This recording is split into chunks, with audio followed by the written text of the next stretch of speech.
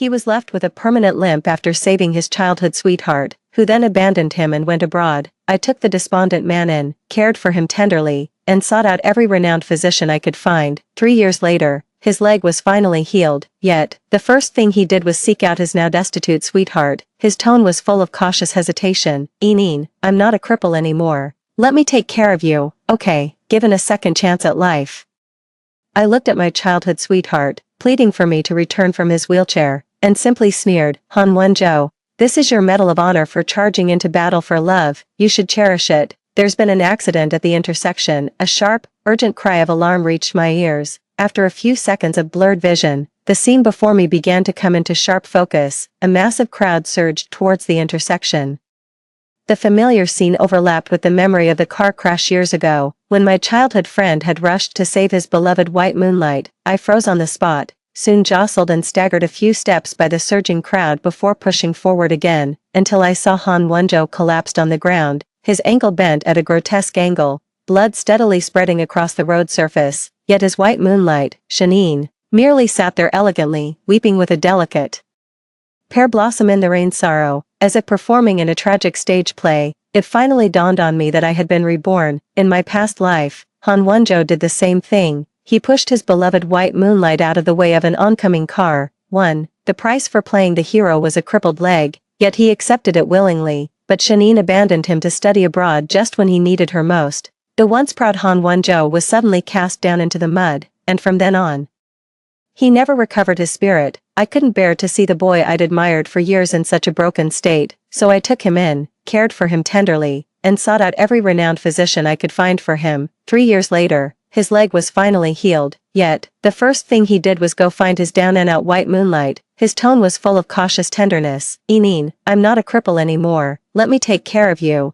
okay?" And just like the rehabilitation equipment he had used, I was left behind in that rental apartment I had mistaken for a home, burdened with the aches and pains of overexertion. It was just like the past he had so completely severed. Little did I know, when I woke up, everything had been reshuffled. I've returned to the very beginning, the place where it all started. I covered my face, laughing and crying as tears streamed down my cheeks. "Han Won-jo, I hope this time, even if you have to drag that lame leg of yours, you and Shanine will have a long and happy union, bound together for 100 years. Han Won-jo's face contorted in agony, his mouth only able to let out a few pained moans, unable to form a single coherent sentence. I stood quietly hidden in the crowd, watching his miserable state with great relish, feeling a surge of satisfaction. Even Shinyin's tearful, sobbing demeanor began to feel oddly endearing. "Han Won-jo, this is what you wanted, isn't it? Who needs an ambulance? Love really is the best painkiller." In my past life, the moment I heard Han Won-jo was in trouble, I immediately rushed over through the crowd. After pushing aside the obstructive Shanine, the first thing I did was call an ambulance for him, but right in the middle of waiting for help, he furrowed his brows, glared at me, and with great difficulty, forced a few words from his throat. "Don't you dare lay a hand on my Eneen. No one gets to bully my girl while I'm down." The way they looked at me, you'd think I was the wicked side character standing in the way of their true love. My heart felt like it had been slashed by a knife that just cut a lemon, sharp, stinging, and unbearably sour. Shanine gave me a smug tilt of her chin, then threw herself at him, clinging tightly, only to make his wound bleed even more. I was about to scold them, but Han Won-jo's fiercely protective glare shut me right up.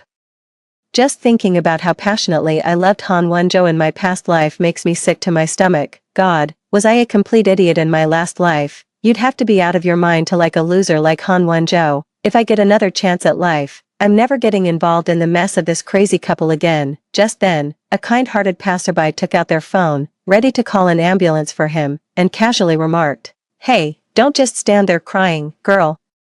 Call the police for your boyfriend, quick." In his urgency, his voice rose a little without him realizing it. As a result, the spoiled little princess cried even harder. Han Won-jo's heart ached so much his eyes turned red. Glaring at the passerby, he accused, "Don't you yell at her." The passerby's face flushed with a mix of anger and embarrassment before he finally rolled his eyes in exasperation and silently put his phone away. The other bystanders also gave up on helping. After all, if his own girlfriend wasn't even concerned, why should they go out of their way to be a nuisance? Having seen enough of the show, I found it rather dull and turned to leave. The moment I turned my head, my eyes met Han Won-jo's. catching the flicker of disappointment in his eyes. A faint smile touched my lips as I quickened my pace to leave. I didn't see Han Wonjo again until 2 days later. 2. The homeroom teacher organized a few of his close classmates to visit him in the hospital.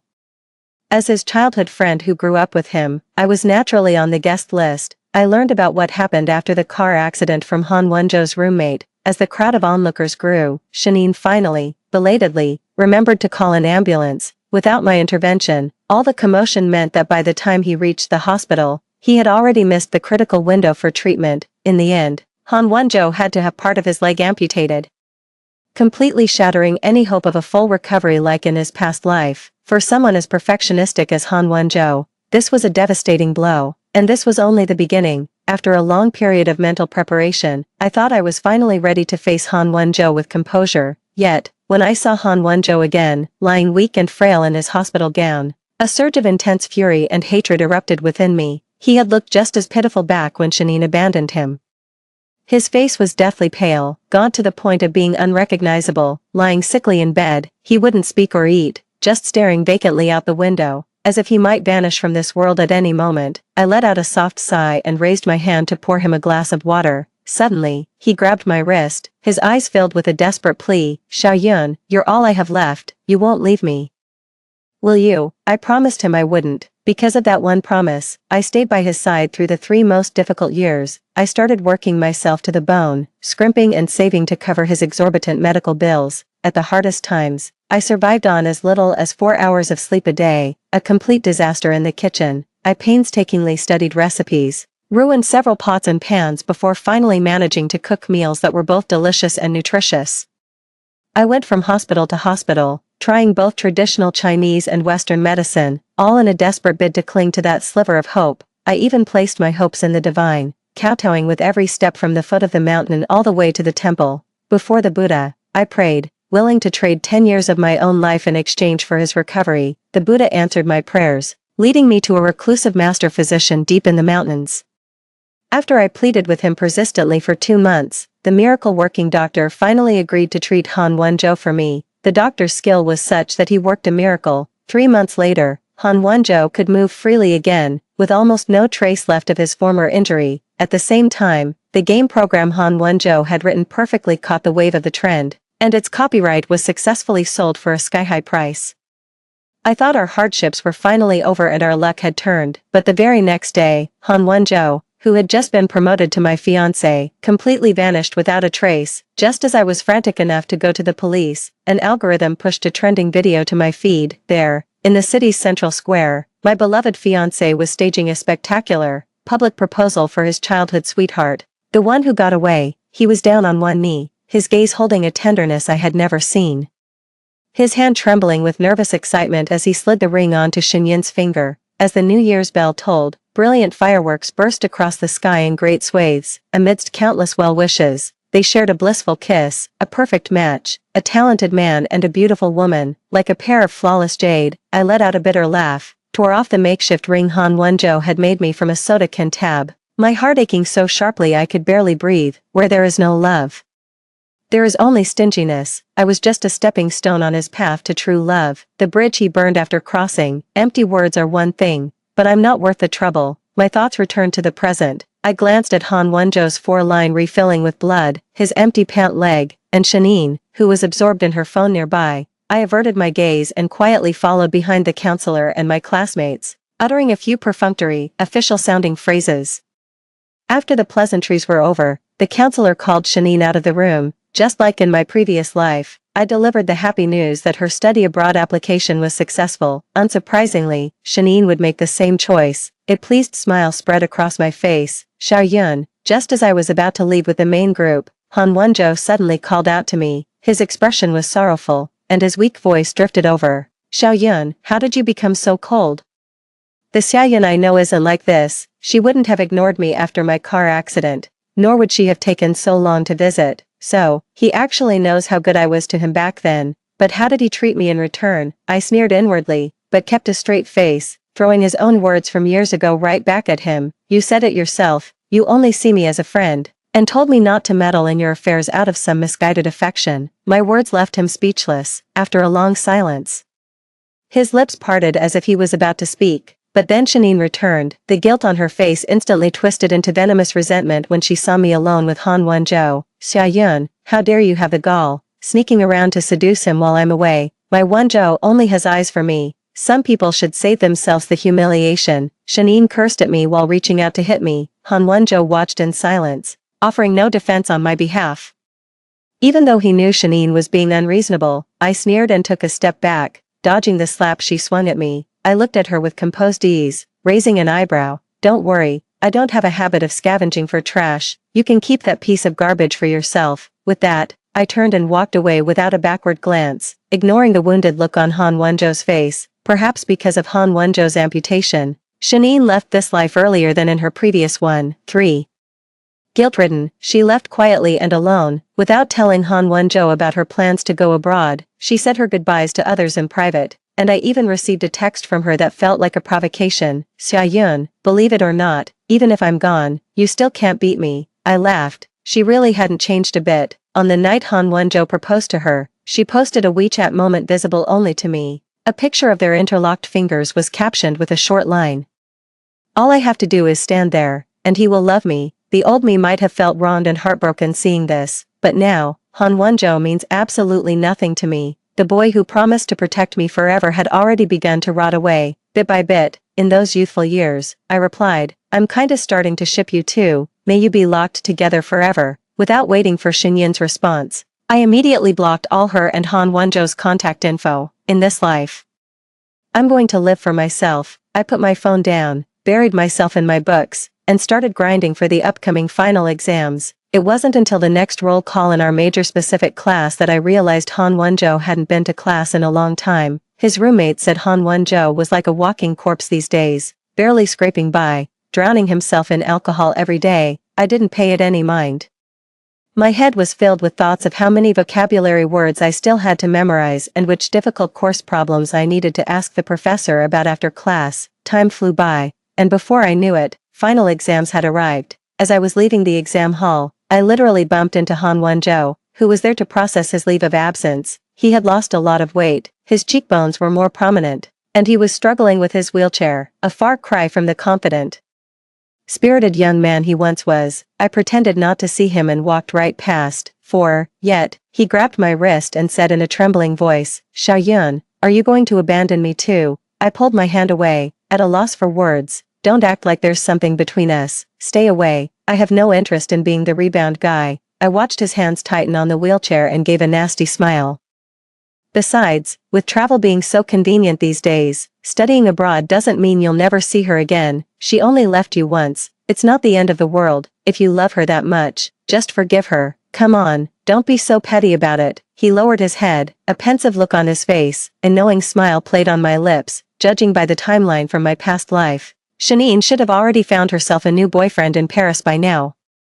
I couldn't wait to see Han Wenzhou's reaction when he found out. That very night, Han Wenzhou booked the next available flight and rushed to Paris. Our mutual friend, Brother Liu, worried for his safety, unable to talk him out of it, he had no choice but to accompany him on the trip. While waiting for his flight, he sent me a ton of messages. Xiaoyun, Han Wenzhou has completely lost his mind. For a woman with no conscience, he's done so many crazy things. As his brother, it's so frustrating to see him like this. Xiaoyun, I can't get through to him anymore. He always listened to you before. Could you try talking some sense into him? With a blank expression, I dug through my album and sent over a screenshot of Han Wenzhou's social media post, one that Shanine had specifically sent to me before. In the picture, Han Wenzhou wore a doting smile as he knelt on one knee to put a sock on Xinyun's foot. The cloyingly sweet, over-the-top declaration was practically blinding. Ladies on my friends list, don't bother talking to me. I only listen to my sweet baby. He didn't even reply to the female teacher who was messaging him to submit his competition entry.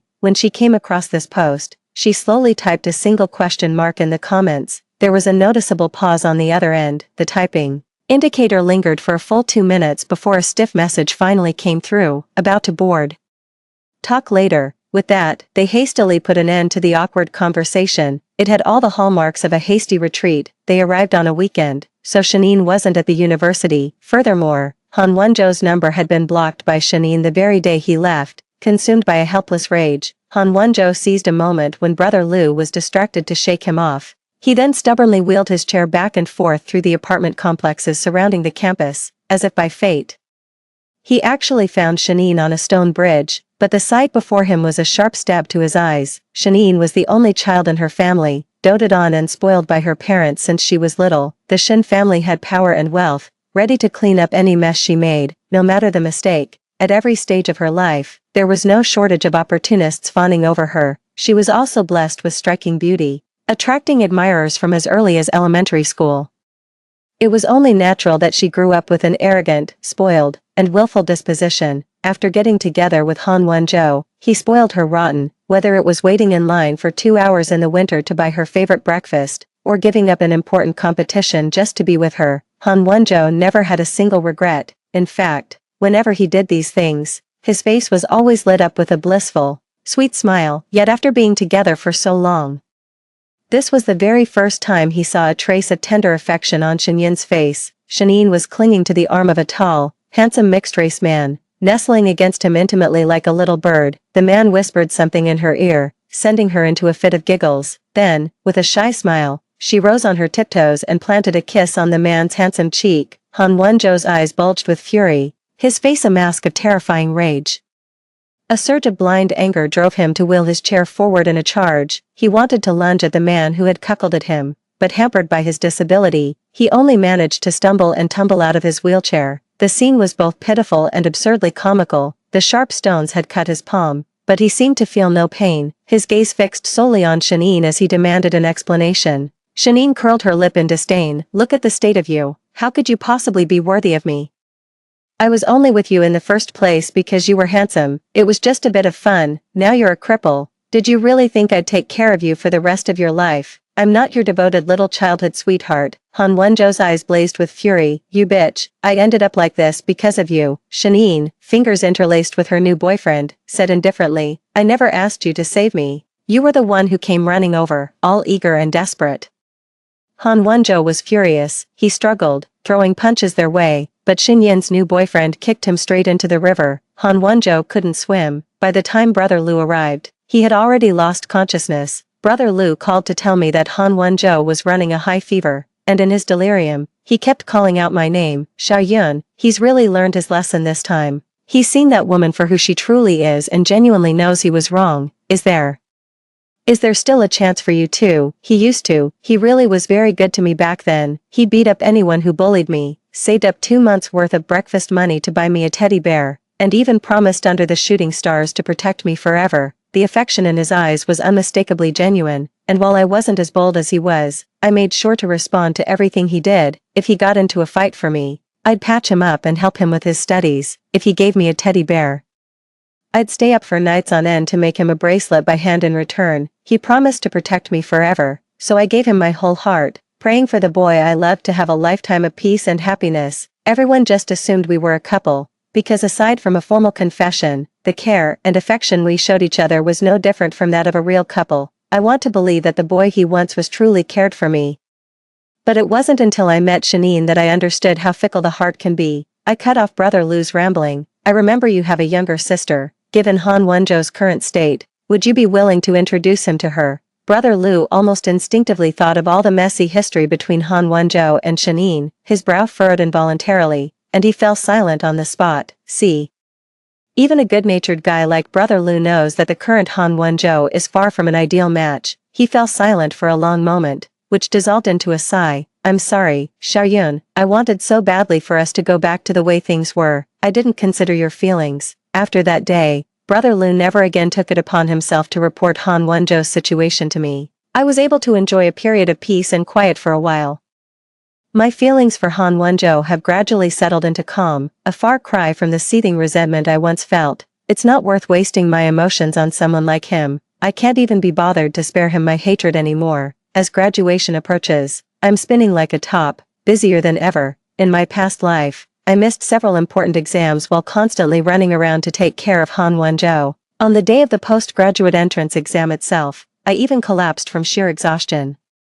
Now that fate has given me a second chance, I will treasure every moment and refuse to waste a single second on people who don't matter. 5. Freed from those external distractions, I threw myself wholeheartedly into self-improvement, delving deep into my studies and actively competing to win awards. In my senior year, I successfully secured a spot for guaranteed postgraduate admission during the fall recruitment season. My outstanding resume landed me offers from several well-known companies. My top choice company, even after learning I had secured a postgraduate recommendation, was still willing to hold a job offer for me until after I completed my master's degree. To make my internship more convenient, I moved out of the dormitory, but right outside the apartment I had rented, I ran into the last person on earth I ever wanted to see. A cold rain pattered down, a biting wind blew, and the sound of tires rolling echoed from the wet ground. Han Wonjo had no umbrella. Wearing only a thin white shirt, he huddled in his wheelchair. The drizzle soaked him through, his hair and clothes clung damply to his body, just like a stray puppy. But this time, I won't be taking him home. I used to love seeing him in a white shirt the most. That boy in white, so youthful and unrestrained, made my heart skip a beat for countless seasons. Now, all I want to do is mutter, "What a scheming man," playing the sympathy card. I clicked my tongue in disdain. Pitying a man is a surefire way to invite a lifetime of bad luck. The moment he saw me, his eyes lit up, he straightened his back slightly and began wheeling his chair slowly toward me. He looked awkward and hesitant, the words catching in his throat before he finally managed to blurt out, "Xiaoyun, how have you been?" I lost my patience and turned to head upstairs. Seeing me about to leave, he panicked completely and reached out as if to pull me into an embrace.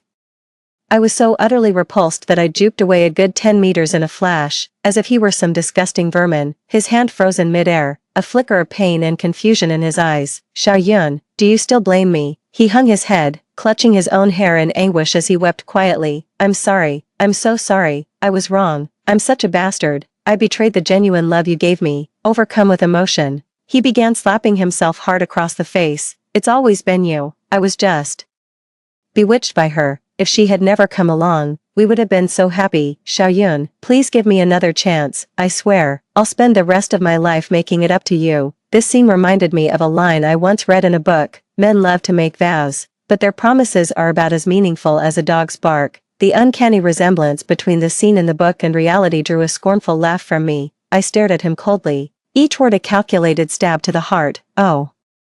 So you want to compensate me with the rest of your crippled life? Is that compensation or revenge? If that's the case, go find someone else to compensate. I have no interest in being a free caretaker." He was incredulous. You look down on me." I yawned and said with a sarcastic tone, "Who am I to complain? Han Wonjo, consider this your badge of honor for charging into the battlefield of love. You should treasure it." With that, I quickly walked toward the elevator. Just as I was about to press the button, Han Wonjo's muttering came from behind me. "But in our past life, you never cared about these things." My steps faltered, but the hesitation lasted only a second. As I closed the balcony window, I glanced down at the street below. Han Wonjo was still standing there, frozen. Hearing the sound from the balcony, he suddenly looked up and shouted at me, "6. My leg will definitely be healed, even if you look down on me. I still love you, Xiaoyun.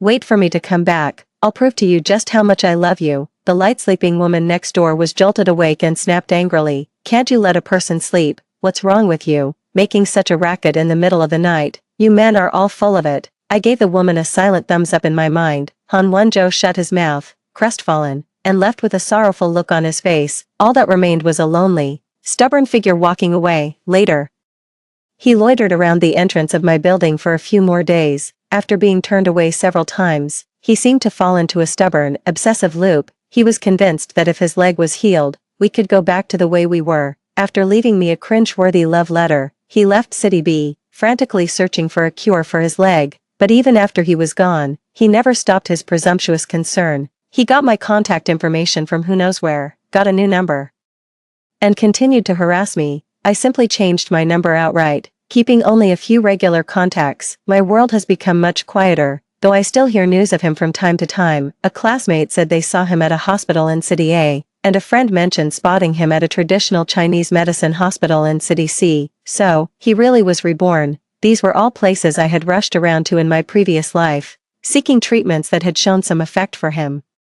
He's just following the blueprint, retracing the very path I blazed for him. For a long time after that, even Brother Lu couldn't reach him. Han Wonjo seemed to have completely severed all ties with the outside world. I suspect that, after all hope was lost, he must have gone into the deep mountains to seek out that reclusive miracle doctor. Just as I did years ago, Old Man Liu was eccentric and made a slew of outrageous demands, hoping to make me back down, but for Han Wenzhou's sake. I gritted my teeth and persevered. Finally, with a helpless look at my hopeful eyes, he nodded and agreed to make an exception for me just this once. As Elder Liu prepared the treatment plan, he stroked his beard and said to me in a veiled manner, "Don't forget the trap once you've caught the fish, or burn the bridge after crossing the river. Remember to keep your wits about you, girl, don't be a fool." At the time, I was so overjoyed that Han Wenzhou's leg had a chance of recovery that I didn't dwell on the deeper meaning of his words. Looking back now, as an outsider, he actually saw things more clearly than I did. I just wonder if Han Wenzhou's little show of insincere devotion will be enough to move old Liu this time. But whatever the outcome, I'm past caring. A new chapter of life awaits, with more opportunities and challenges ahead. During my postgraduate studies, I met many like-minded friends and encountered knowledgeable, meticulous, and rigorous mentors. Every day was busy yet fulfilling. That day, as I returned from studying at the library as usual, I heard my roommate's exclamation the moment I walked in, "Oh my god. Xia Yun, come here quick. The CEO of Hansha Group is publicly confessing his feelings for you." Before I could even process what was happening, my roommate's phone screen was already shoved right in front of my face. Hansha Group is a rising star in the gaming industry, having recently shot to fame with a massively popular competitive game. Its CEO and largest shareholder, Han Wenzhou, gave an interview to the media, drawing on his past life experience. He decided against simply selling the rights this time and instead founded his own gaming company. In the video, impeccably dressed in a suit, he exuded an air of mature ease as he chatted and laughed effortlessly with the reporters. I noticed Han Wenzhou's movements as he walked onto the stage were somewhat slow. My gaze instinctively shifted to his legs, and that's when I realized he was wearing a prosthetic limb. Sharp-eyed netizens clearly noticed it too. The comments section was flooded with people expressing their heartache for him, exclaiming that the disabled CEO novel trope had become a reality. Young, accomplished, and resilient despite his disability, coupled with his good looks, it was inevitable that the reporters would steer the conversation toward gossip. Han Wenzhou let out a light chuckle, neither confirming nor denying anything. Between the lines, he hinted at having a childhood sweetheart who held a special place in his heart. The reporter, sharp as ever, latched onto the repeated mentions of his current company's name. Seizing the opportunity, they pressed further. "Mr. Han, could you share the story behind the name Hansha Group?" Han Wenzhou offered a knowing smile. Han and Xia are taken from her surname and mine. He paused for a moment, looked up at the camera with a smile, "And I intend to give her half of my shares as a betrothal gift." The room erupted in an uproar.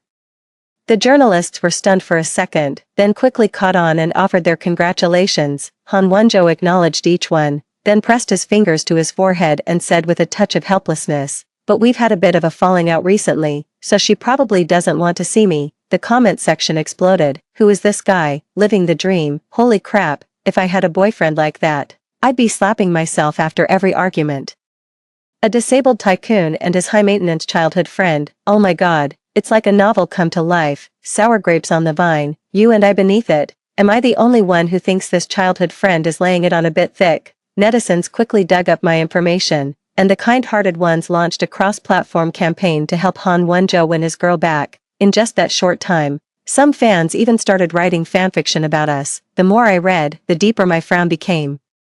It felt like being force-fed something utterly disgusting. I have to hand it to you, Han Wenzhou. You really have a special talent for being revolting. 7. Just thinking about it is enough to give me nightmares. I was so startled that I jolted, quickly handed the phone back to my roommate, and immediately started gathering information on the love story between Han Wenzhou and Shanine over the years. Good thing I saved all their lovey-dovey videos and photos before deleting them.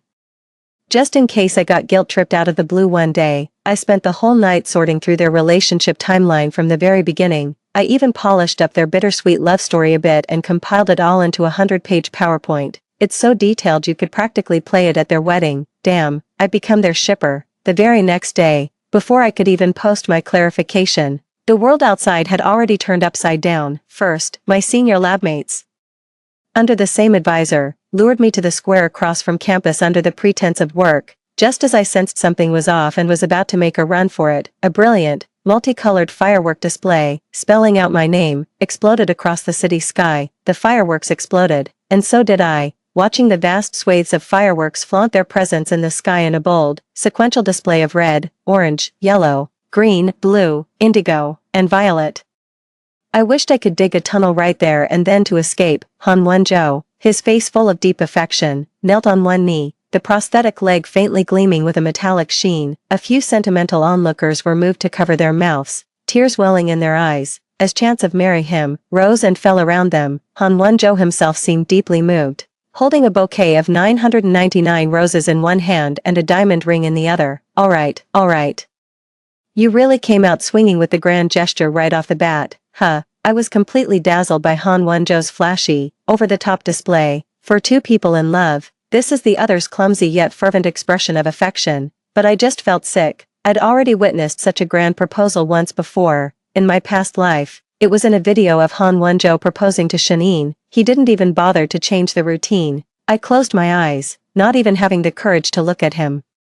Hearing the same lines he once used to propose to Shanine in a past life, I was so mortified I could have dug a whole Barbie dream house with my toes. Just as I was racking my brain for a way to escape this situation, Shanine swooped in and saved me from the awkwardness. She burst out from the crowd, her eyes rimmed red, and threw herself at Han Wenzhou, the once favored daughter of fortune, now burdened with massive debt after her father's imprisonment, had lost all her former haughtiness. Shanine looked at Han Wenzhou with pitiful, pleading eyes as she poured out her feelings for him. Wenzhou, none of that was true. I haven't been seeing anyone else. I hired someone to put on that act for you that day. With everything that's happened to my family, I just didn't want to drag you down with me. Sobbing you. How could you betray me and fall for Xia Yun? But Han Wenzhou was in no mood to listen to her pathetic excuses, staggered by her sudden lunge.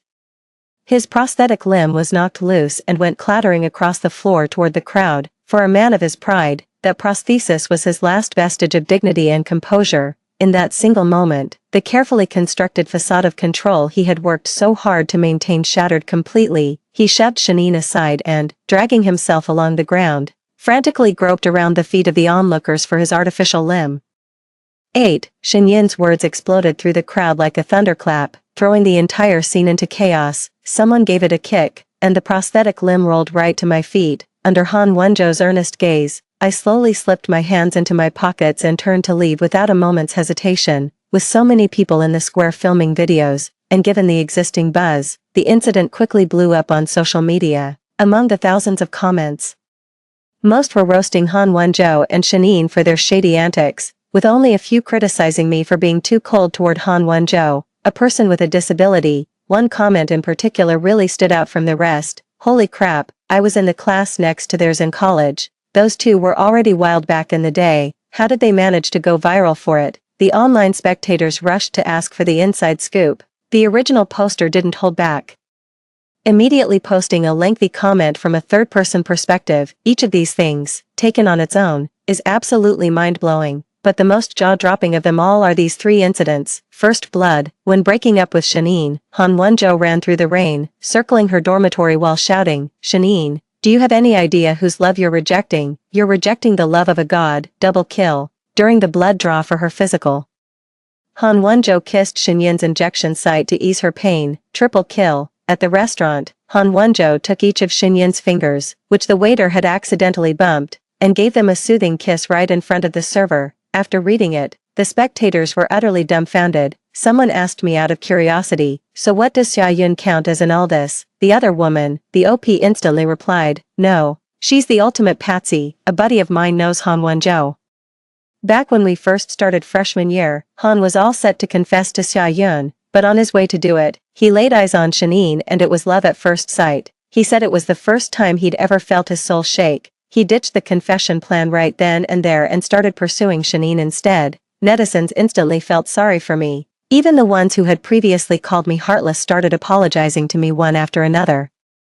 The devoted lover persona Han Wenzhou had just built up for himself crumbled to dust overnight. Seizing the moment when the buzz was at its peak, I posted the detailed timeline and the PowerPoint presentation I had put together, with the caption, "Childhood sweethearts can't beat the destined newcomer. You've been shipping the wrong couple. Hashtag Han Wenzhou Shanine crazy couple. Hashtag Xia Yun the unlucky one." These two hashtags instantly shot to the top 2 trending spots. The stock of Hanxia Group plummeted, leaving Han Wenzhou completely overwhelmed. At the same time, Shanine was relentlessly pestering him, a classic case of desperate pursuit backfiring spectacularly. with nothing left to her name, she clung to Han Wenzhou as her only lifeline. Little did she know, the more she acted this way, the more he grew to resent her. The Shin family's bankruptcy happened a year earlier than in my previous life. Out of curiosity, I looked into it and found that Han Wenzhou had actually played a part in accelerating it. It was probably payback for Shanine cheating on him. No wonder he remained unmoved even when Shanine pleaded so emotionally. Turns out he was the one pulling the strings. After learning the truth, I couldn't help but feel a profound sense of irony and pity. His so-called devotion to Shanine was just that shallow. I stopped paying close attention to their back-and-forth drama.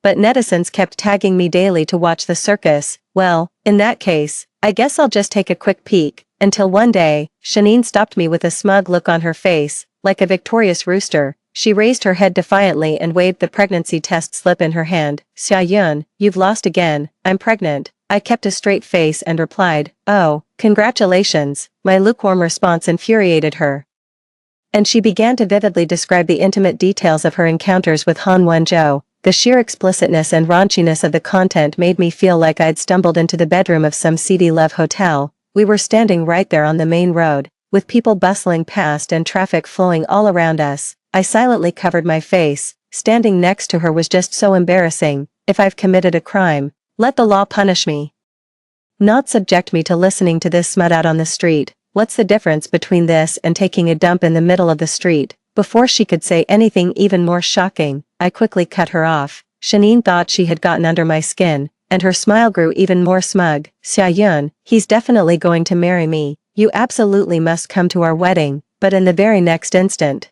Xin Yin's smile froze on her face, a distinct handprint bloomed across her cheek. She stared in disbelief at Han Wenzhou, who had rushed over. "You hit me, you bitch. How dare you scheme against me? You used to act so high and mighty, and now that you're down on your luck, you resort to drugging me and crawling into my bed." Shanine caressed her stomach, her eyes welling up with tears. "How can you say that to me? I did it because I love you. I know you're just saying that in anger. I regret it now, and I'm carrying your child. Can't we just forget the past and live a good life together?" Han Wenzhou looked at her with utter disgust. "Spare me. Who knows if that child in your belly is even mine?" "Han Wenzhou, you've gone too far." "Fine, you asked for this. I'm going straight to your office right now to let all your employees know what an irresponsible scumbag you are." With that, Shanine, still crying, pulled open the door of a taxi by the roadside. Han Wenzhou hurried after her, but not before throwing a disgusting line my way. "Be good. I'll come find you after I sort this out." "Are you out of your mind?" I stood there speechless, utterly bewildered as the wind whipped around me. Following the last firework confession video, netizens quickly refreshed their meme. Their latest round of antics soon appeared in the reenactments of various. Someone even captured my speechless expression and turned it into a reaction gif with the caption, "Stop being unhinged." Looking at the memes the netizens were making, I didn't know whether to laugh or cry. Many lovely netizens came to encourage me, telling me I should never forgive that cringy guy. I took their good advice, steering clear of the unhinged men and women, and focused on enjoying a happy life. Right at that moment, the university had a rural research project, and I didn't hesitate to apply. To my surprise, the village we were sent to was right next to the mountain where the legendary healer, Old Lu, had lived in seclusion in my past life. After finishing today's research tasks, my advisor and classmates gradually made their way back to the arranged dormitories to rest. With nothing better to do, I decided to take a chance and wandered over to the bamboo grove where Old Lu was known to take his strolls. As I approached the bamboo grove, I saw the sprightly figure of Old Lu practicing Tai Chi with his back to me. Seeing my old friend safe and sound, my mind was put at ease. I was about to slip away quietly when I accidentally stepped on a dry branch. Hearing the sound, Old Lu immediately turned his head. Upon seeing it was me, a flicker of surprise and delight shone in his deep-set eyes. "9, I ventured tentatively. "Old Lu." Old Lu gave a haughty hum, putting on a deep, thoughtful air as he greeted me. "It's been a long time, girl," I smiled, not probing into why he also retained memories from our past lives. It was enough that we were both safe and sound. I jogged over, took the wine jug from him as I always used to, and followed behind him up the path towards the bamboo cottage on the hill. A jug of wine and a plate of peanuts are all it takes for two friends, despite their age difference, to talk for hours on end. Only after old Shen had gauged my current attitude towards Han Wenzhou did he tell me about Han's visit to the mountain to seek his medical help. The old man told me with great glee how he had made Han Wonjo dig up an entire hillside of wild vegetables and carry manure for 2 whole months. In the end, he drove him down the mountain and told him to find someone else for the job. Han Wonjo had no choice. After being fitted with a prosthetic limb, he underwent over a year of grueling rehabilitation before he could barely manage to walk slowly. I couldn't help but chuckle at old Lu's vivid, picture-perfect description. Old Shun looked me over carefully and asked once more for confirmation. "Young lady, you really don't have feelings for him anymore, do you?" I said playfully.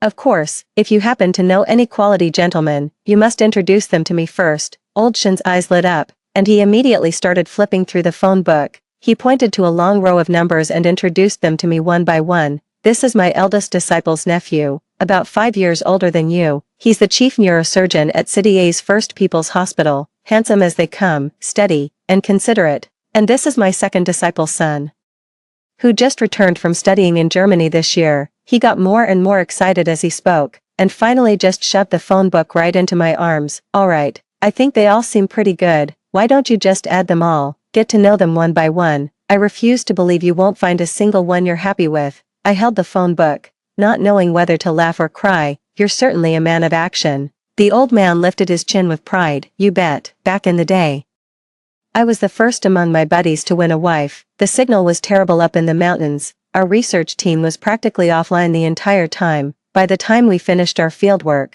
the whole toxic saga between Shanine and Han Wonjo had escalated to a life-or-death drama. To force Han Wonjo to take responsibility, Shanine went straight to the rooftop of our university and threatened to kill herself. The two of them were locked in a standoff on that rooftop for over an hour, dredging up old grievances without end. The principal let out a piercing shriek, and the security guard on duty today broke out in a cold sweat. In the end, to protect the company's reputation, Han Wonjo resorted to a delaying tactic, agreeing to marry Shanine after she gave birth, finally bringing the whole farce to a close. My roommate gave me a live reenactment right in front of me, complete with wild gesticulations. You have no idea how hilarious these two were.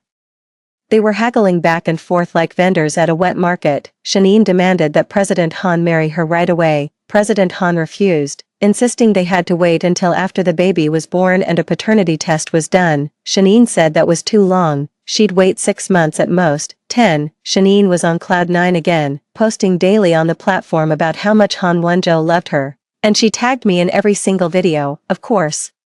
She never forgot to give a shout out to the baby in her belly, showing off her baby bump in creative ways 3 times a day, like clockwork. Then one day, her posts just stopped. An insider revealed that she was involved in a car accident, which resulted in a miscarriage. The driver who hit her was a middle-aged man she had never met, and it appeared to be nothing more than an accident caused by drunk driving. But Shanine didn't believe it, like Kyun, who had lost her child.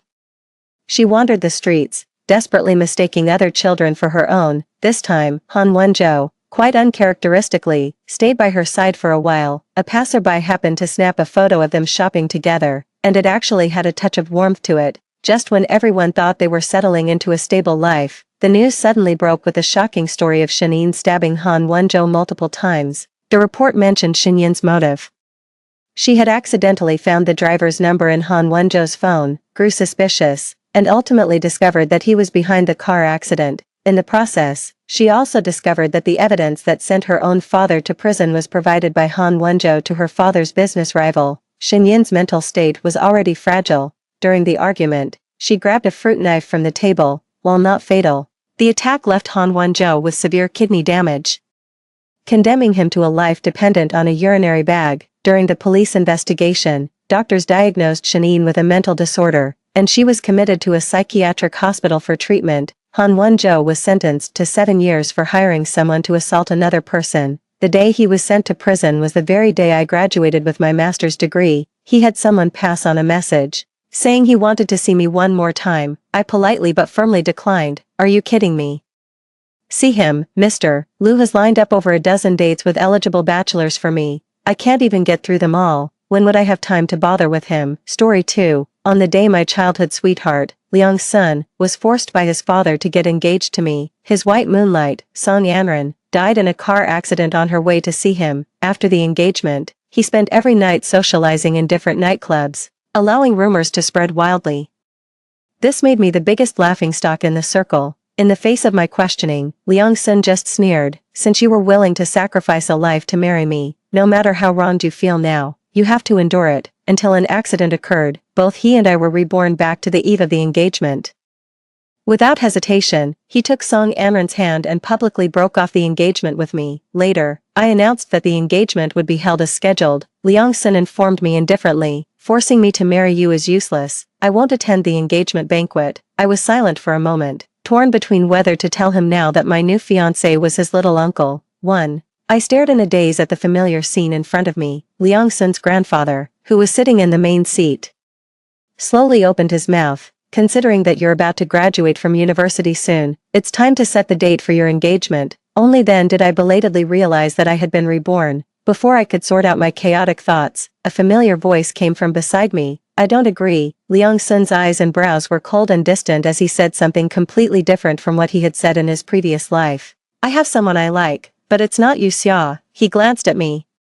This engagement can't happen. I suddenly understood. I wasn't the only one who had been reborn. Grandpa Liang suppressed his anger. In what capacity are you challenging me? Liang Sun smiled and looked at me in a casual tone. I've said I don't like you. You still insist on marrying me. Are you being cheap? The next second, Grandpa Liang threw his chopsticks at him. You scoundrel. Liang Sun stood up unhurriedly. You're forcing me to marry her just because you want a child from the Liang and Yu families, right? There was a hint of frivolity in his smile. Otherwise, how about I take her to a hotel tonight? If she gets pregnant, I won't have to marry her, right? Liang Sun successfully angered his grandfather, who threw the water cup in his hand mercilessly at the corner of Liang Sun's forehead. The boy smiled self-deprecatingly. Before leaving, he glanced at me without much emotion. 2. Xia Xia.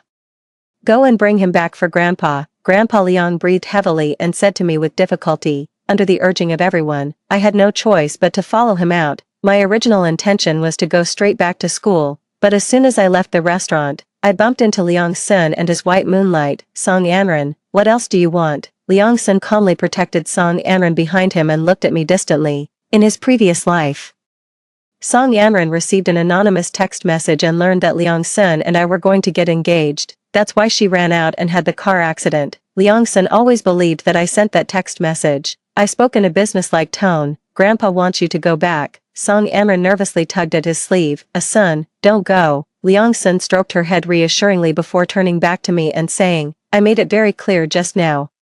It's impossible for me to get engaged or married to you. Impatience was hard to hide in the boy's eyes. Also, please stop pestering me. His determination actually made me feel relieved. In this life, I probably wouldn't have to be tied to him anymore. My love for Liang Sun had long been exhausted in his previous life when he publicly embarrassed me by hugging other women one after another. 3. I originally wanted to bypass the two of them and go back to school first, but Song Anran stopped me. You Xia, can you promise me something? I paused. Promise what? She bit her lip uneasily. Promise that you'll never pester a son again. Last time I went to check the hygiene in your dormitory and accidentally saw your diary. Didn't it say in there that you like a son? Song Anran's voice was weak but firm. Now, as a son's legitimate girlfriend, I'm asking you to promise to stay away from him. Please understand. I took a step closer to her and looked directly at her. You rummaged through my things. In high school, I always kept my diary in the drawer. Song Anran stepped back, looking a bit timid. It was just a routine hygiene check. Liang Sun frowned slightly and protected her behind him. Enough, you Xia. She didn't mean it. He soothed her in a low voice. She doesn't need to promise anything. I don't like her, so it's useless for her to pester me. With that, he was about to take Song Anran away. That diary contained a lot of my unspoken secret love. How could she rummage through other people's things without permission and still act so calm? I chased after them onto the road and grabbed Song Anran's arm. Don't you think you should apologize? Song Anran bit her lower lip stubbornly. I don't think I did anything wrong. I laughed out of anger. Does your upbringing tell you that it's okay to rummage through other people's things? Perhaps this sentence had a great impact on her. As soon as I finished speaking, her eyes immediately turned red, and she looked on the verge of tears. Enough, you Xia. Liang Sun irritably pulled my hand away. The next second, the red light at the corner turned green. A car rushed towards us. Before we could dodge, Liang Sun, probably influenced by the shadow of his previous life, pulled Song Anran away immediately. The shrill sound of the emergency brake was very close. Fortunately, I was only slightly scratched on the ankle and fell to the ground, and ran. Are you hurt? Liang Sun held Song Anren and checked her as if he had survived a disaster. The two were so immersed in their tenderness that they didn't even notice the driver leaving while cursing. After confirming that she was okay, Liang Sun finally came to his senses and noticed me trying to stand up from the ground. The streetlights were flickering. I looked up and stared at Liang Sun without saying a word. After a long silence, he suddenly chuckled. He asked me with great interest. Do you think this is karma? He always thought that I was the one who caused Song Anren's car accident in his previous life. Even though I had explained it countless times, I withdrew my gaze from the two who had left, endured the pain, and stood up. I patted the dust off myself. Fortunately, I didn't like him anymore and wouldn't be sad about it either. After that, Liang Sun's grandmother called me to their house several times. She earnestly advised me not to argue with Liang Sun.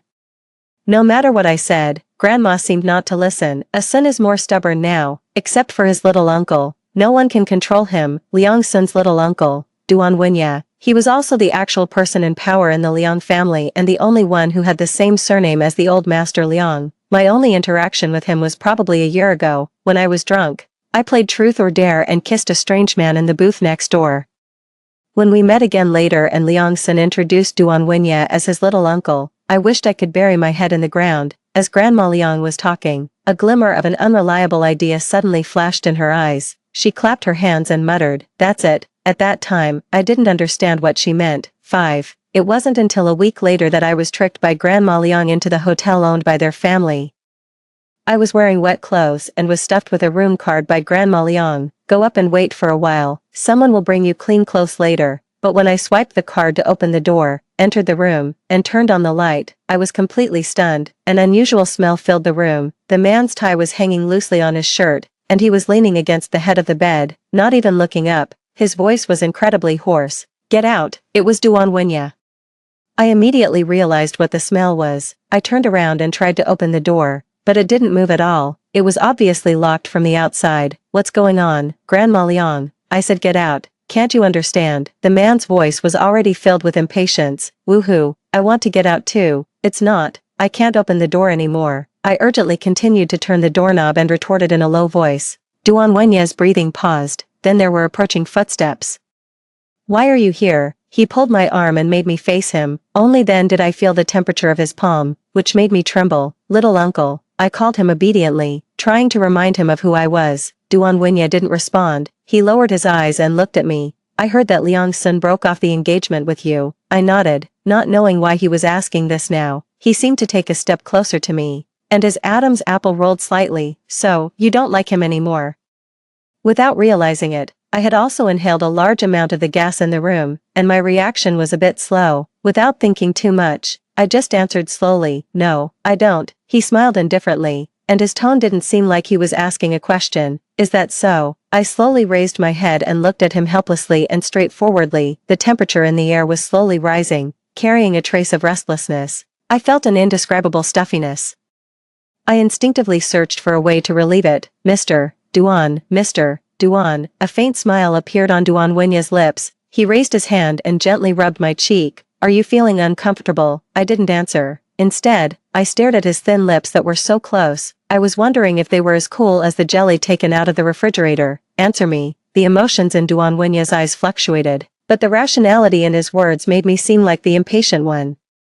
I stood on tiptoe and put my arms around his shoulders, but his phone rang inopportune. Duan Wenye clicked his tongue softly and was about to take out the phone and throw it away, but when he saw the caller ID, he stopped and finally answered the phone. "Little uncle, you're back in the country." It was Liang Sun. I regained a bit of my senses. I looked at Duan Wenye blankly, but my action of kissing him stopped. Duan Wenye hummed. With his other hand, he pressed against my lower back, pulling me towards him. The distance between us was narrowed again, and our lips were almost touching. "Then where are you now, little uncle? I'll come to find you." Liang Sun's voice came from the other end of the phone. I panicked for a moment. When I grabbed his shirt, I accidentally bumped into his collarbone. Duan Wenye hissed softly, "Be gentle, okay?" I was dizzy and apologized in a low voice. "I didn't mean to." There was a moment of silence on the other end of the phone. "Little uncle.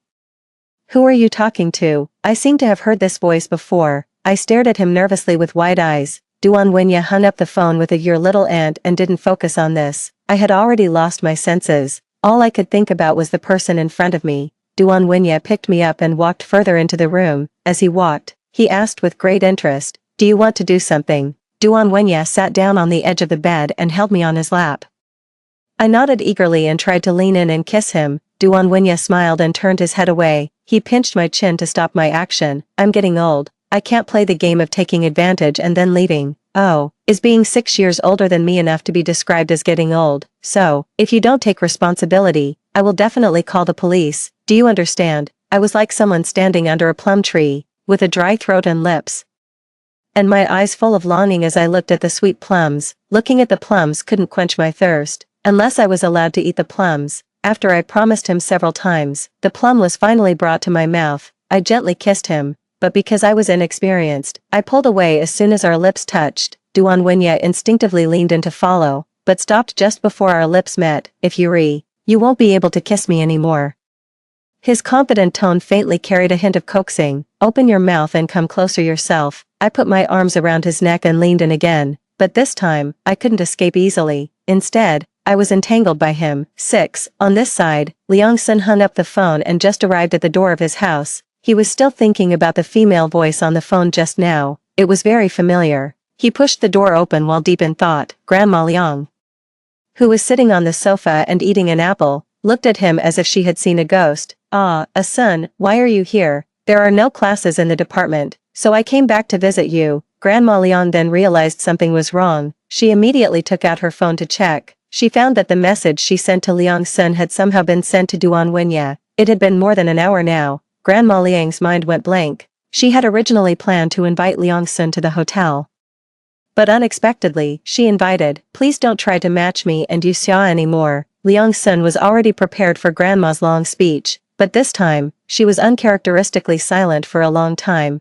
Then she agreed, "I plan to try to match Xia Xia with your little uncle." Liang Sun's hand paused as he scrolled through his phone. It was hard to describe this feeling. In the few years he was entangled with Yu Xia in his previous life, he had subconsciously regarded her as his fiancée, his possession. Now, upon hearing the news that she might marry someone else, he suddenly felt an indescribable sense of irritability. So, he just casually refused on Yu Xia's behalf. "It won't work. My little uncle doesn't like Yu Xia, and Yu Xia also has someone she likes." Grandma Liang sneered. "You like Song Anren, why do you care so much?" "I originally planned to go see Song Anren when you got engaged and tell her the news of your engagement to make her give up completely."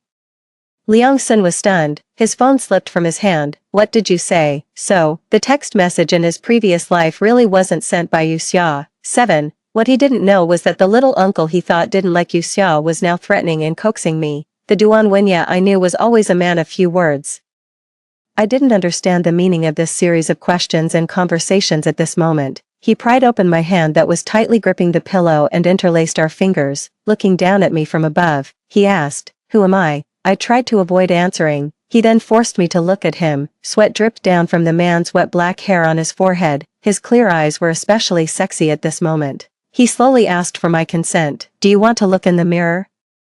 I had no choice but to give in. "Duan Wenye, say it again." "Duan Wenye, it's really sad. Why didn't I fall asleep like in the novels? I have to face all this soberly." Fortunately, I was facing away from Duan Wenye and was just about to play dead. "Don't pretend. I know you're not asleep." His disdainful voice shattered the dignity I had painstakingly maintained. "Don't panic." I closed my eyes, determined to keep up the act of being on the verge of death. Duan Wenye sneered softly. "Forget it.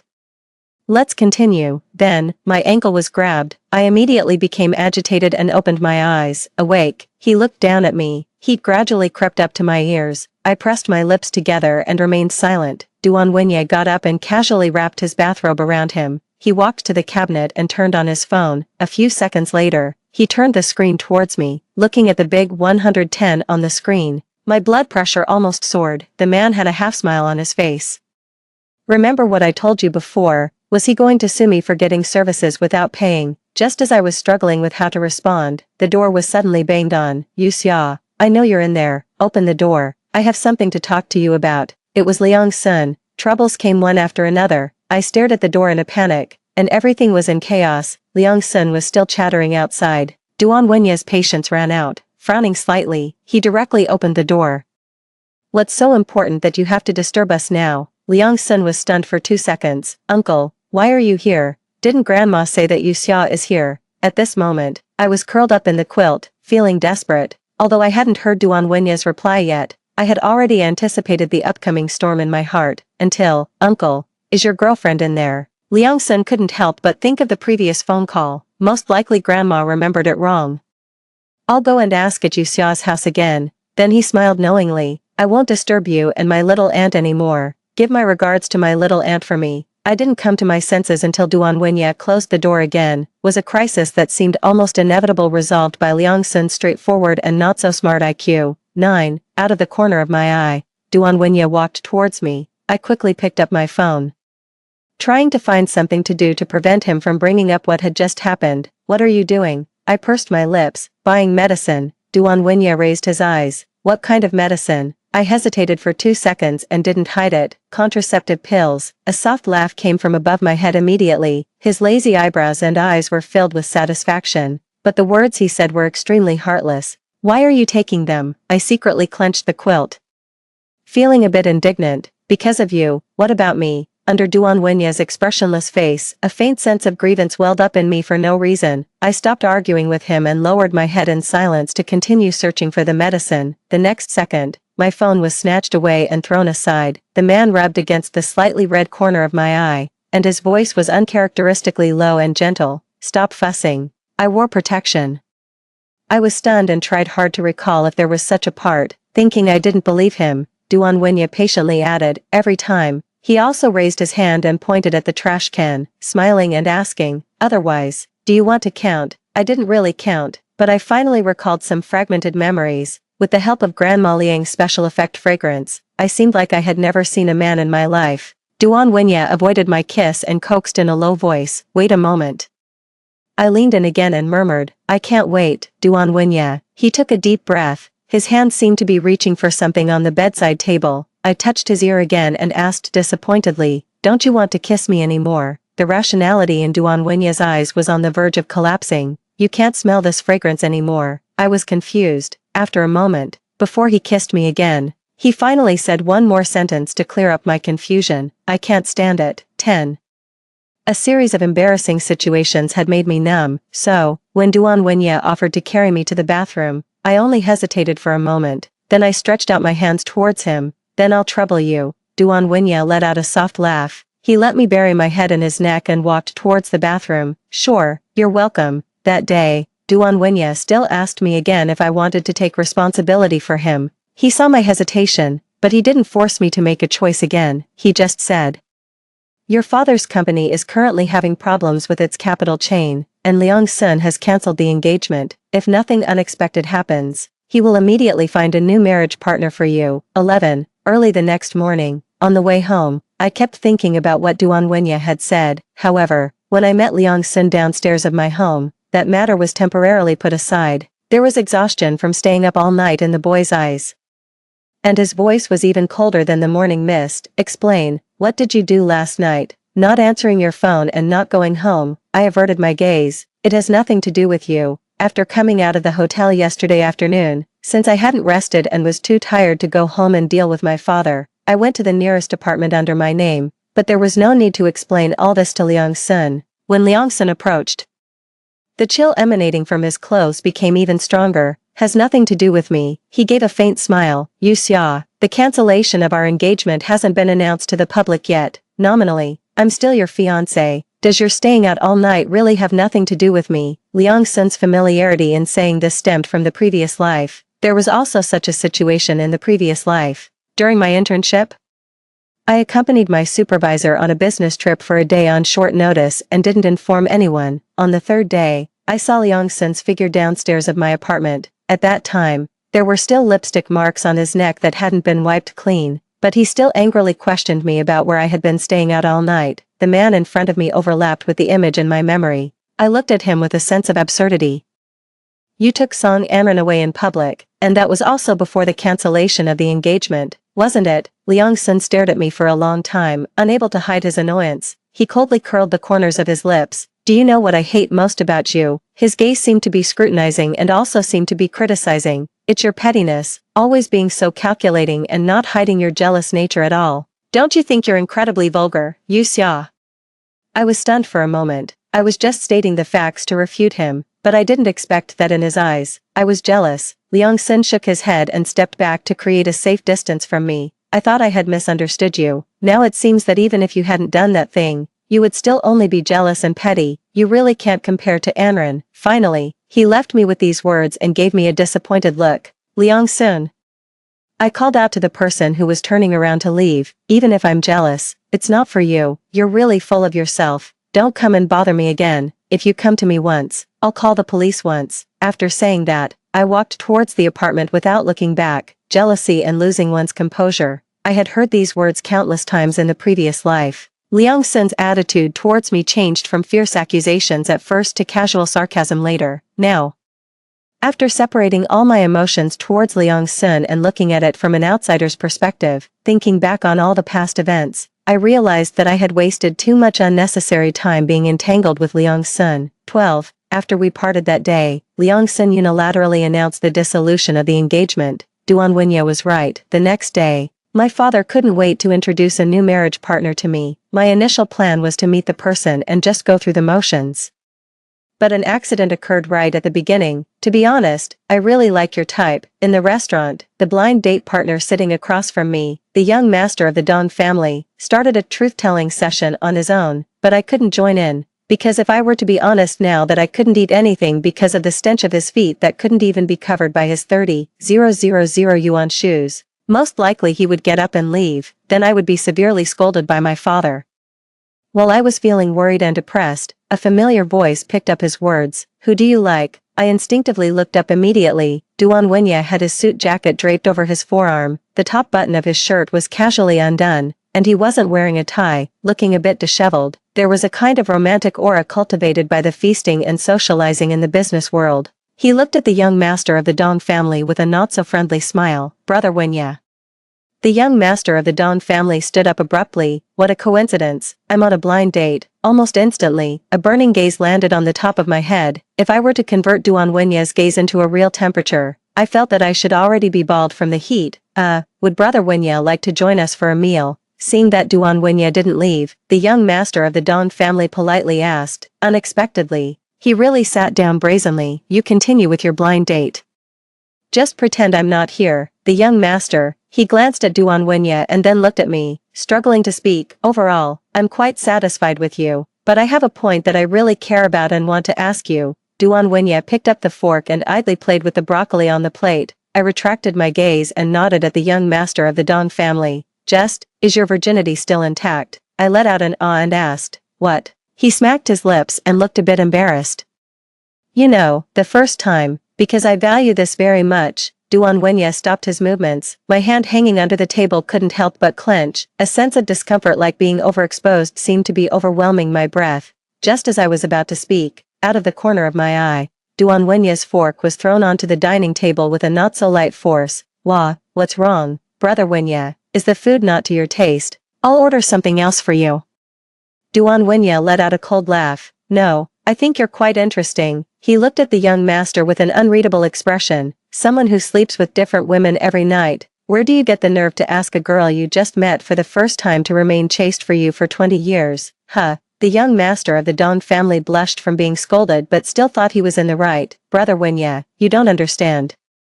The Yu family is no different from selling their daughter now. I just think she looks good, so I lowered my standards. To be honest, even if I ask her to follow the 3 obediences and 4 virtues and take care of the family and the children after marriage, she, Yu Xia, can only comply. I listened in silence. My hand had already reached for the soup in front of me. I thought that in the next second, this bowl of soup would be poured over his head.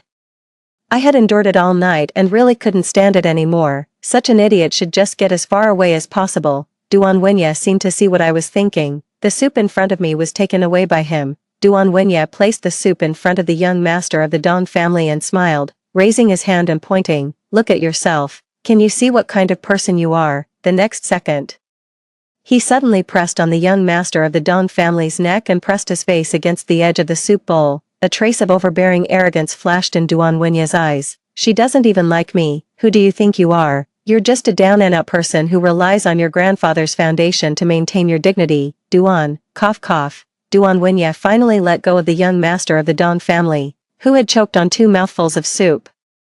He sat back in his chair and slowly wiped the soup splashes on his hand. Without looking up, he ordered, "Get lost, tell your father to come and explain to me in person tomorrow." It wasn't until that person left that he looked up at me. At that time, I was resting my chin in my hand and looking at him with a smile. The old man let out a rather awkward cold snort. "What are you laughing at? You just slept with me. And on the other hand, you immediately went on a blind date.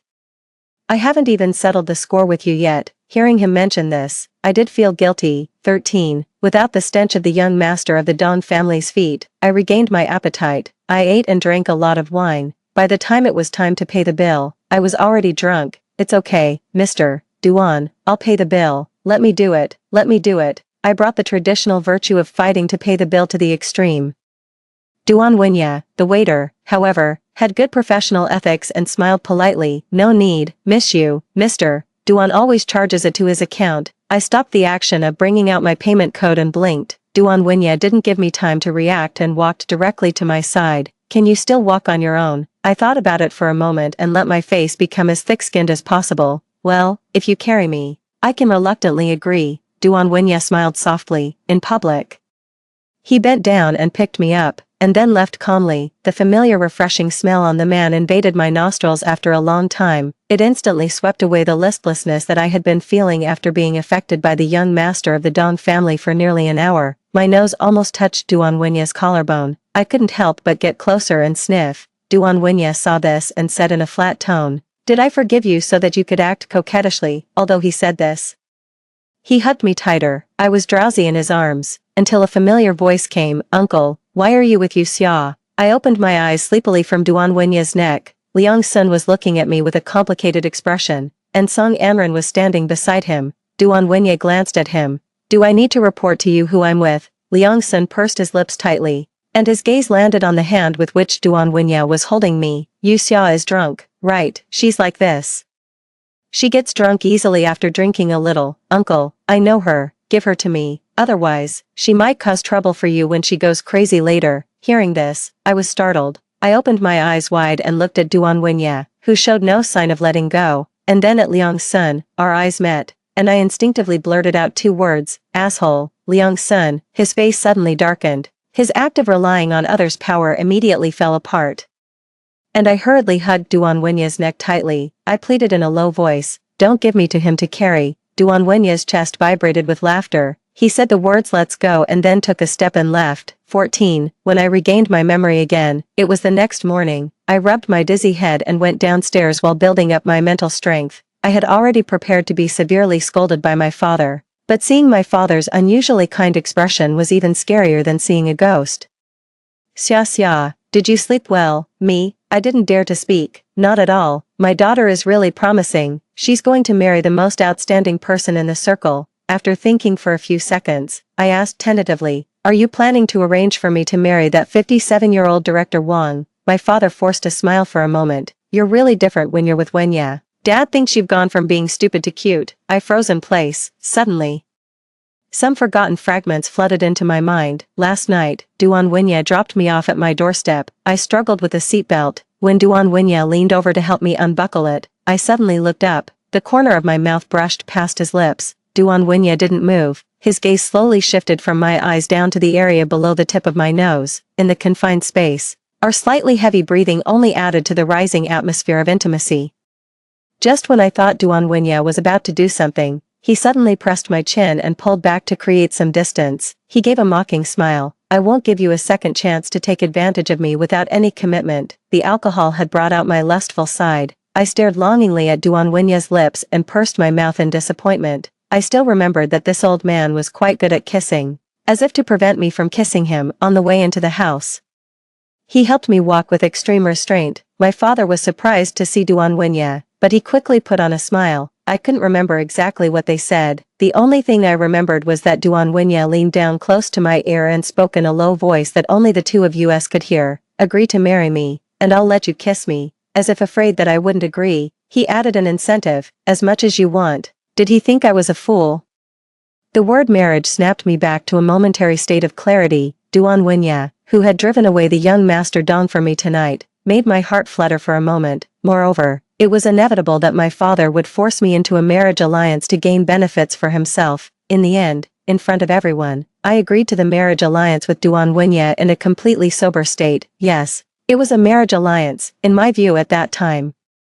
Even with a bit of affection as an added condition, it was still a compromise type of marriage in my definition. It was a decision made after weighing the pros and cons. It wasn't until much later, when I witnessed every single thing Duan Wenye did for me as an act of love, that I realized perhaps a little later, or perhaps if I had the right to choose, but the result wouldn't change, generally speaking. Under any pre-conditions, the conclusion remained the same. I would eventually fall in love with Duan Wenye and marry him. 15. Grandma Liang was probably feeling guilty. After that mix-up with the room card, she hadn't contacted me at all. Only after the engagement date between Duan Wenye and me was set did she finally give me a call after a long time. She asked me to come over for lunch. When I arrived, I found that Liang Sun was also there, and Duan Wenye was still on his way back. Grandma Liang came to greet me with some uncoordinated movements. Haha. Xia, you're here. Haha, ha. Looking at her forced smile, I was at a loss for words. When only Liang Sun and I were left in the living room, he frowned and spoke. Did you come here today to discuss the engagement? I nodded, not wanting to say more to him. Xia, do you think you're being reasonable? There was irritation in the boy's voice. I looked at him in confusion. I admit that I've realized I like you a bit now, but if you team up with the elders to force me into marriage, it will only have the opposite effect. Do you understand? I was too stunned to speak. Liang Sun stood up and dusted off his hoodie, looking down at me. He still had that unapproachable attitude. Forcing me into marriage won't work. If I don't show up at the engagement banquet, it will be you who loses face. I opened my mouth silently and then closed it again. This was the Liang family's place. Would it be inappropriate for me to scold him now? 16.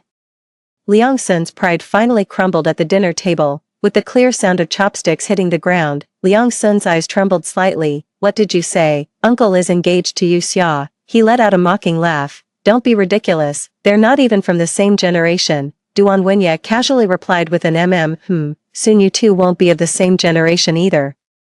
Remember to call her aunt. I was still debating whether to give Liang Sun a kind and tolerant look as an elder when he pushed his bowl away and went back to his room with a dark face. 17. Duan Wenye drank some wine in the evening. As soon as he got in the car, he asked the driver to raise the partition. I immediately became alert. My tentative words was interrupted by Liang Sun, who came running out. Uncle, are you sure you want to marry her?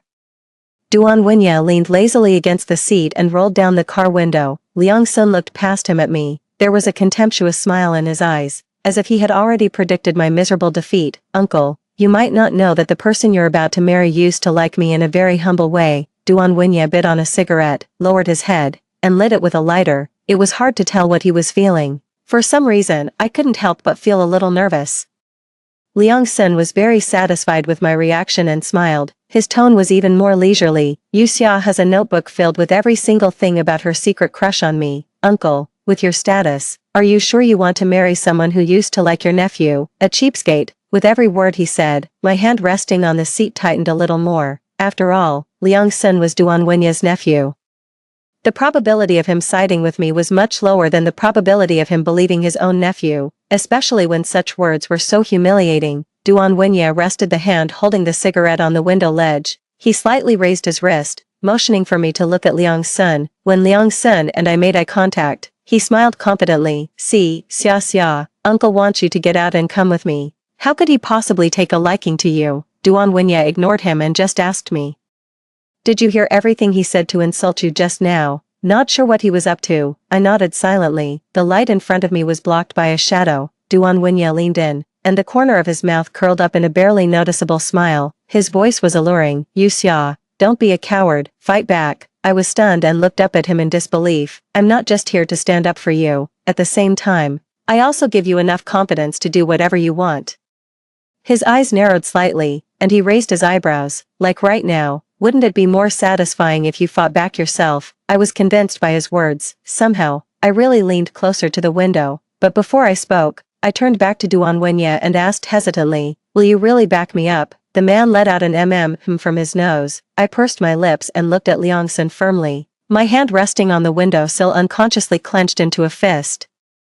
After a moment of strange silence go to hell, Liang Sun, the biggest stain on my life is that notebook. Tomorrow, I'll buy a new notebook and write down every curse word for you in it. Liang Sun's expression changed suddenly, as if he hadn't expected Duan Wenye to react this way. He stared at me intently, his face as cold as ice. 18, even after the car had driven for a while. I was still immersed in the relief of the breast being saved.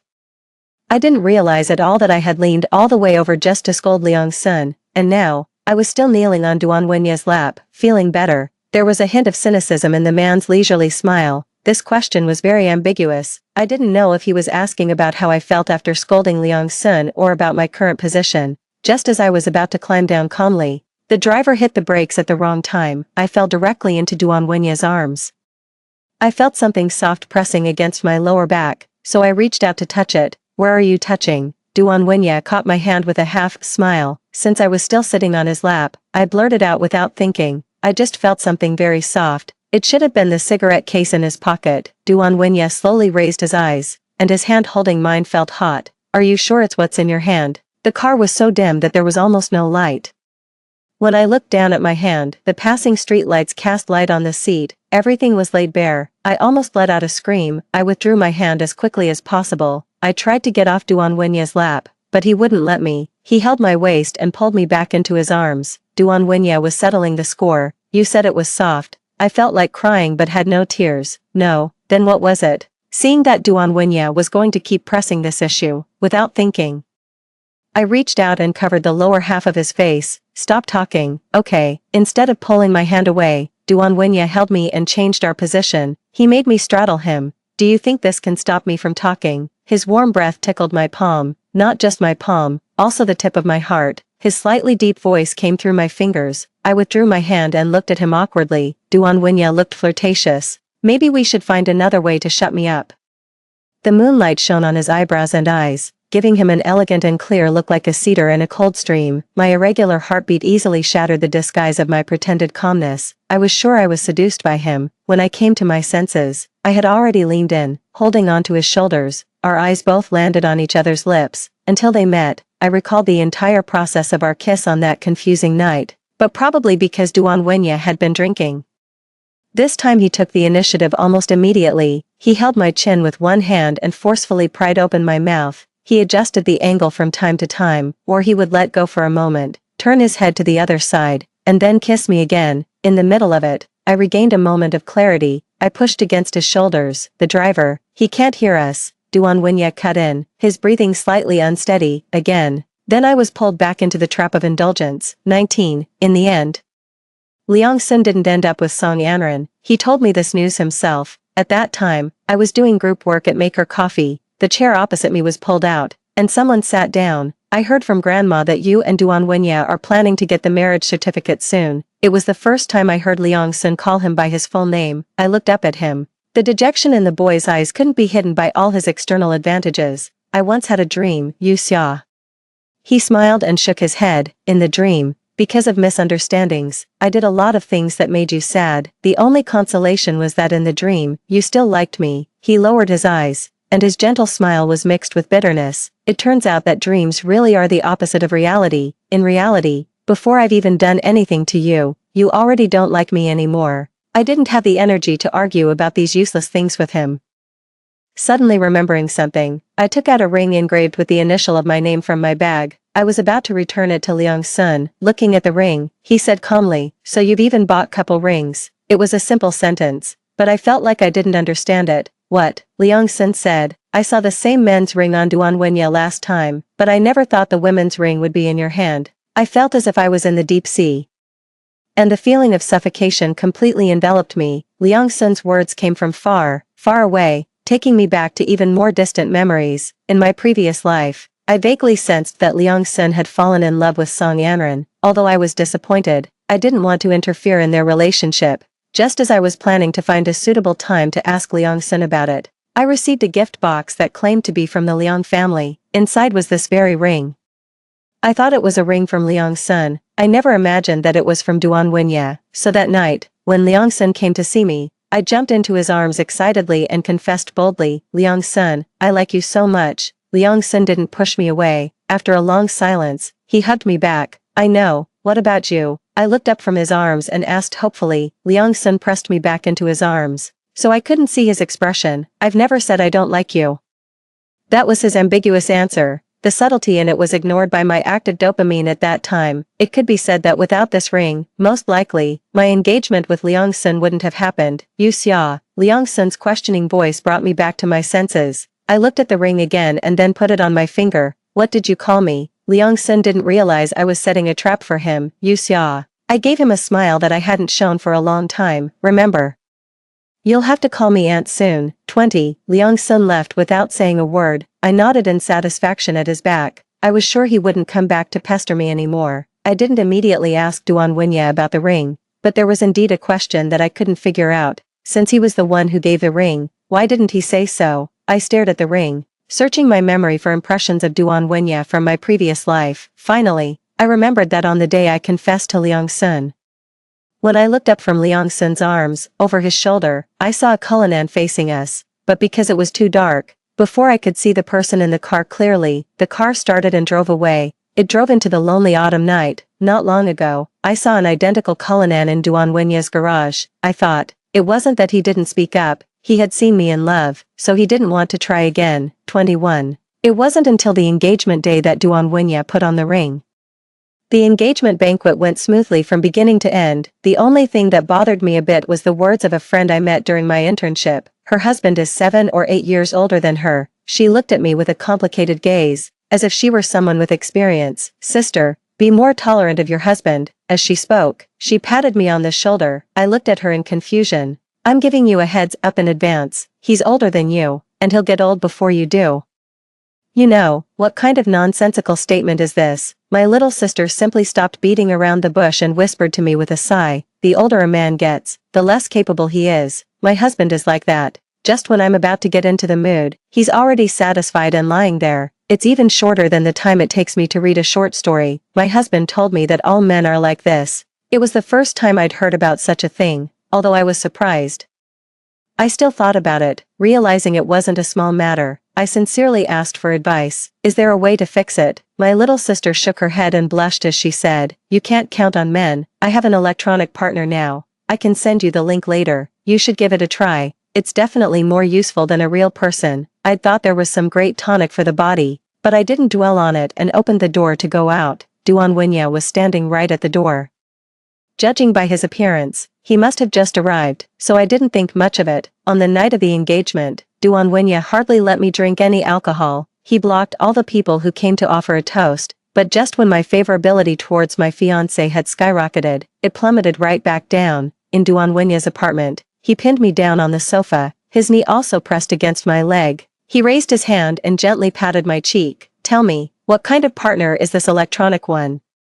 The man's voice, tinged with alcohol, was slightly hoarse and sexy. I immediately realized that he had heard everything. "I didn't want to buy it," I retorted in a small voice. "I originally just wanted to buy you some tonics in advance." If I had known this sentence would almost cost me half my life, I would have admitted to the electronic product rather than refute him thoughtlessly. Later, I don't know when we moved from the sofa to the bedroom, I buried my face in the pillow. His hand, wearing the same style ring, covered mine. As our fingers intertwined, the rings gently rubbed and collided, but soon, he turned me over. Although I really don't want to use the word gallop, at this moment, Duan Wenye is in exactly that state. Like electronic products, my throat was almost hoarse from crying. My self-preservation instinct made me shake my head desperately. "No, I don't like them. I only like you." At this moment, it was as if a pirate ship had suddenly come to a stop. The state of stillness was a very strange experience. "Really?" Duan Wenye looked down at me. I felt a little shy. "We can't go through with this engagement," I sniffled, then shakily put my hands on his shoulders and wrapped my arms around his neck. I replied with a sob, "Really, Duan Wenye, today is the first day I've admitted to myself that I like you." That wasn't entirely accurate. If I traced back, I'd find that I liked him yesterday, a month ago. And there were also moments when my heart fluttered and stages when my favor for him grew, but I only bared my heart today, so I still choose to regard today as the first day I like him. In response, I received a long and somewhat greedy kiss from Duan Wenye. Between breaths, he admitted in a low voice, "Not for me." A long time ago, the next afternoon, I sat in the study and opened the new diary I had already prepared. I wrote down yesterday's date, then, somewhat defiantly, I wrote, On the first day of liking Duan Winya, I almost lost half my life. The risk factor is quite high. Today, I plan to reduce my liking for him by 0.1%. If he can let me have a good, undisturbed sleep, my liking for him can increase by 10%. When a ray of afternoon sunlight moved from the tip of my nameless finger to the tip of my index finger, I finally put down my pen. Before closing the notebook, I thought of something. I turned to the introduction page of the notebook and carefully wrote a few words. Record moments of heart fluttering. Story 2. When the cotton mill was allocating housing, my fiancé tricked me into bed. I awoke with a mix of soreness and joy. He said he wanted to give my spot to Bai Yuiguang, a divorced single mother returning to the city, because she needed it more and I still had him, Enan. We've grown up with Sister Xilan, we need to help her, he insisted, naively. I believed him, until, heavily pregnant, I overheard him confessing his love to Bai Yuiguang. It turned out he married me just so Sister Xilan could settle down in the city. I stumbled into the water in a daze. Waking from this nightmare, Jiang Muchuan was sitting by the bed, repeating the same words from my dream, Enan. Sister Xilan has had a tough life, now that she's back alone with her child. We really should help her. I woke up gasping for breath to hear those words, identical to those in my dream, lingering in the air that was thick with an embarrassing odor. Jiang Muchuan played with my hair, his touch gentle and lingering, but I felt a chill all over. I couldn't stop shivering. Was it a dream, or a glimpse of a future reality? Why would I dream such a thing? Confused and upset, I dodged Jiang Muchuan's kiss, made up an excuse, and left on shaky legs. Jiang Muchuan didn't stop me. Just before I closed the door, his words floated to me through the chilly autumn air. Don't forget about the housing allocation at the factory this afternoon. I know Enan is the kindest and wouldn't want Sister Xilan to suffer any longer. I wandered the streets in a daze, replaying the events from the dream. After I gave my spot to Zhao Xilan, she and her child moved into a new home quickly, and I found out I was pregnant. I married Jiang Muchuan smoothly, the man I had loved since childhood. Carrying a new life within me, I harbored joyful expectations but came home early one day close to delivery, only to have my dreams shattered. Jiang Muchuan was confessing his love to Zhao Xilan in our marital home, saying he had loved her all these years. He said he married me just to provide Zhao Xilan a home. His eyes were red, filled with repressed and insane love, humbly begging Zhao Xilan to let him take care of her and her child. Eventually, they kissed, unable to part, and I, in a daze, heavily pregnant, fell into the water, leading to a fatal accident for both me and my unborn child. Jiang Muchuan and I were neighbors, having grown up together. He would stand up for me against local bullies and covered for me when I stained my clothes during my period, driving me home on his bike. When I was 16, my parents died trying to save Uncle Jiang, to keep the house we lived in. I dropped out of high school and took over my mother's job, becoming Jiang Muchuan's fiancé in the process. Uncle Jiang arranged our marriage without a word from him, no objections, no refusal. I always thought he liked me too, but now, I'm not so sure. Sitting numbly in the cold wind, my heart felt half frozen, yet my mind started to clear. No matter what, the house was what mattered most to me now. It was the slot my mother left me for giving up my education. I couldn't let anyone else have it. I arrived early at the factory's property department meeting room. The door was slightly ajar. Laughter and teasing echoed down the empty corridor from Jiang Muchuan and his friends. Chuan, you finally got the factory's beauty. Huh, keep it down. I just felt bad for her pining over me for so many years, thinking she was being subtle about it. Just as Xilan needed a house and we were engaged, I thought why not just go ahead with it. You have no idea how happy she was when she was with me. Someone asked, so, Chuan, who do you really like now? Would your father peel your skin off if he knew you tricked Feng Yan'an into bed? Jiang Muchuan clicked his tongue. Nonsense. I've liked Zhao Xilan since I was young. You all know that. Even if she's divorced and has a child, you still like her. Of course, if it wasn't for my parents' reluctance to accept her, I wouldn't have married Feng Yan'an. If I can't marry the one I love, I might as well marry someone who loves me.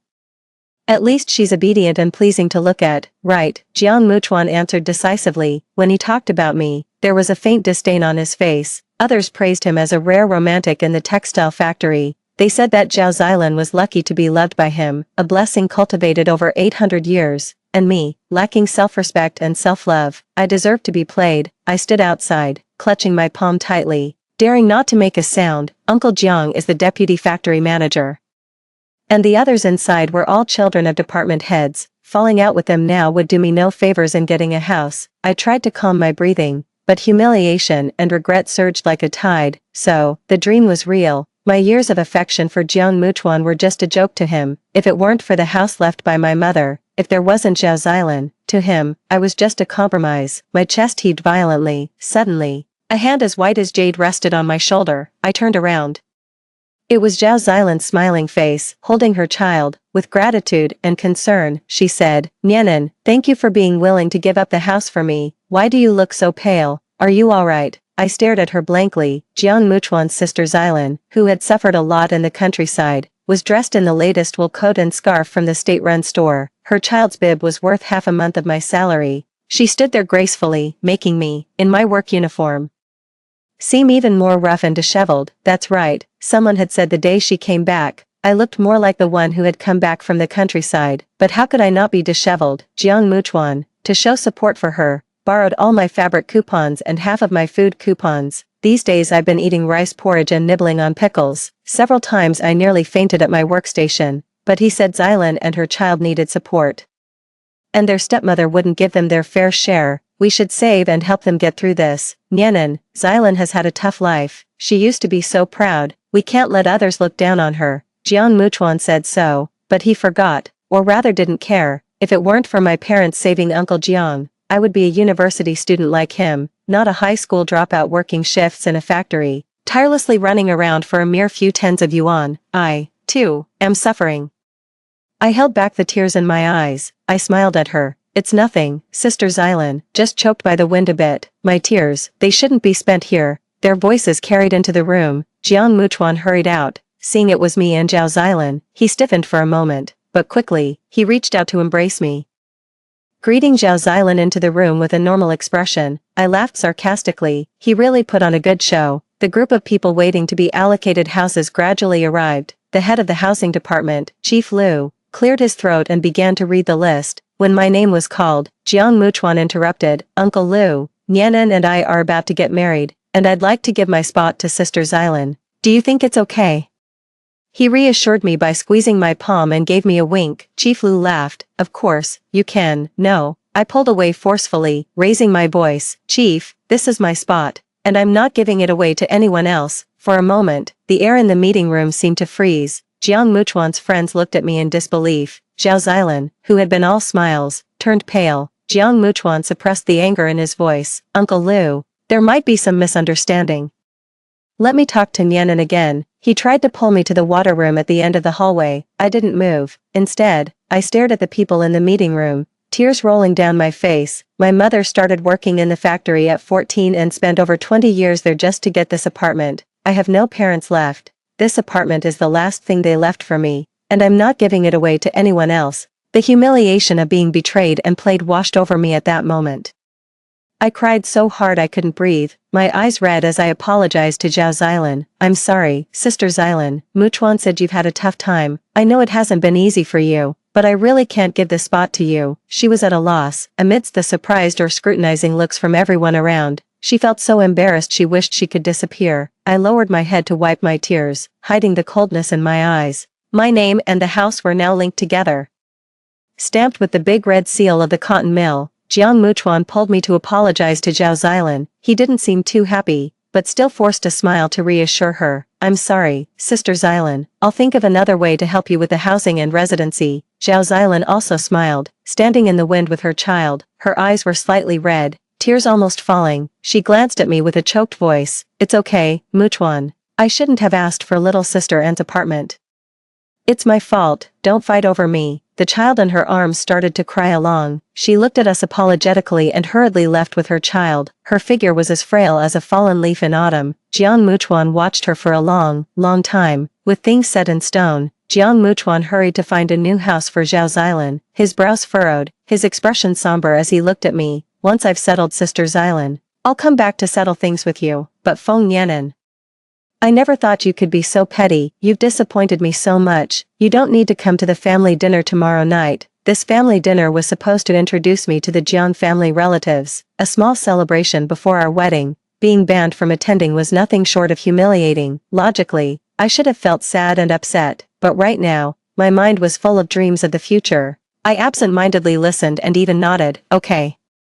It's good that I also need some time to verify the truth of the dream." You, Jiang Muchuan, choked with anger. turned and strode away. I paused for a moment, then walked in the opposite direction. In my dream, after my death, my soul was forced to follow Jiang Muchuan. I watched him marry Zhao Zilan within a year of my death. Now I'm also remarried. Don't you dare look down on her. Zhang's parents could hardly be pleased with the situation. He had fallen out with his parents, resigned from the cotton mill, and moved south with Zhao Zilan and their child to make a living. He tenderly cradled Zhao Zilan's face. Zilan, let's start over somewhere where no one knows us. I didn't care about their vows and promises. What really mattered to me was that after they moved south, they coincidentally experienced the nation's economic reform and opening up, catching the tailwinds of the free market. They started a small business, became individual entrepreneurs, step by step. They made a fortune, becoming one of those families worth hundreds of thousands. Meanwhile, the state-owned cotton mill, once a guaranteed job with high benefits, was on the decline. They stopped distributing apartments and no longer took in employees' children. There were even layoffs. If all of this was true, I needed to carve out my own path before then. I went to the busiest street nearby. There were quite a few individual vendors, but fearing accusations of speculative trading, I had never dared to get close. Now, taking a closer look, I realized the items were indeed cheaper than those in stores. Not only was the fabric quality good, but there were also many designs and decorations I had never seen before. Seeing me lost in thought, the vendor auntie leaned in mysteriously. Miss, these clothes are all shipped from the south. They're all the latest Hong Kong goods, very fashionable. I picked a few items and casually asked, so, they don't care anymore? The auntie whispered with a smile, the South stopped caring a long time ago. Our policies here will take a while longer. My son has sorted out the procedures in the South. It's just this place left. Now, the officials turn a blind eye as long as you don't overdo it. I visited a few more stalls on different streets. The responses were similar. It seemed that the rumors were mostly true. I returned to the Jiang family's house to pack up my personal belongings that I had brought. Looking around, the air still carried a faint scent. He had whispered many embarrassing words when he sneaked me in here. From the shy heart of a girl a few days ago, to the calm heart of today, waking from the dream seemed to happen in an instant. Fortunately, I didn't bring much. After packing up briefly, I was ready to leave within minutes. The moment I opened the door, I ran into Jiang Muchuan, who was about to bring Zhao Zilan inside. This house was a welfare benefit designated for young cadres by the factory. It seemed that they planned to let her live here. It should have been this way from the start. Why did they have to set their sights on me? Seeing the things in my hand, Jiang Muchuan unconsciously pursed his lips. Zilan, you go in first. I have something to discuss with Anin. Before the door closed, Zhao Zilan's probing gaze swept over me. Then Jiang Muchuan cornered me against the wall, his tone impatient. Feng Yanin, what are you making a fuss about now? I'm not making a fuss. Jiang Muchuan, let's call off our engagement. I quietly looked at him, opening my palm. Inside it was a glossy jade bracelet. You came back just in time. I'm returning this to you. This was the engagement token from back then, and now it was time to return it to its original owner. The winter in Suzhou was very cold. My hand, pulled from my pocket, quickly turned ice cold, but I waited a long time. Jiang Muchuan did not take it. I looked up, puzzled. Why won't you take it? He frowned, a hint of anger in his eyes. Yanin, there's a limit to throwing a tantrum. Don't go overboard. I sighed, finding Jiang Muchuan difficult to communicate with for the first time. I'm serious. I'm not throwing a tantrum. Didn't you say that one should be magnanimous? Since you brought Sister Zilan home, isn't it better for me to leave voluntarily? I don't understand. Isn't this what he wanted? Jiang Muchuan did not respond. His gaze lowered, staring intently at the palm of my hand. The north wind blew through the open windows. I couldn't stand the cold anymore and withdrew my hand first. Jiang Muchuan's expression softened slightly, but his tone was still icy. Don't threaten me with breaking off our engagement every now and then.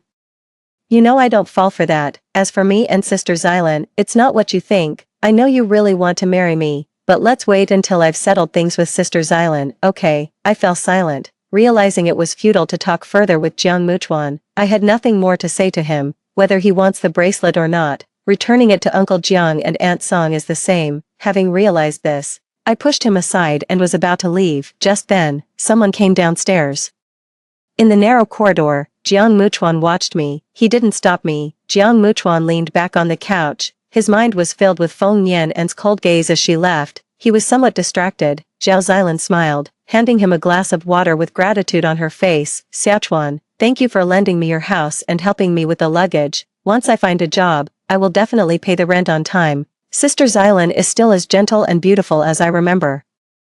Her woolen coat outlined her graceful figure, completely different from Feng Yanan, who only likes checkered shirts and small floral prints. He remembered last night's madness with some relish. Suddenly, he regretted speaking so harshly just now. With Feng Yanan's introverted nature, she was probably hiding in a corner, secretly wiping away tears. That was how she was when her parents died, pretending she was fine. Only to be found later, her face pale, crying almost to the point of fainting.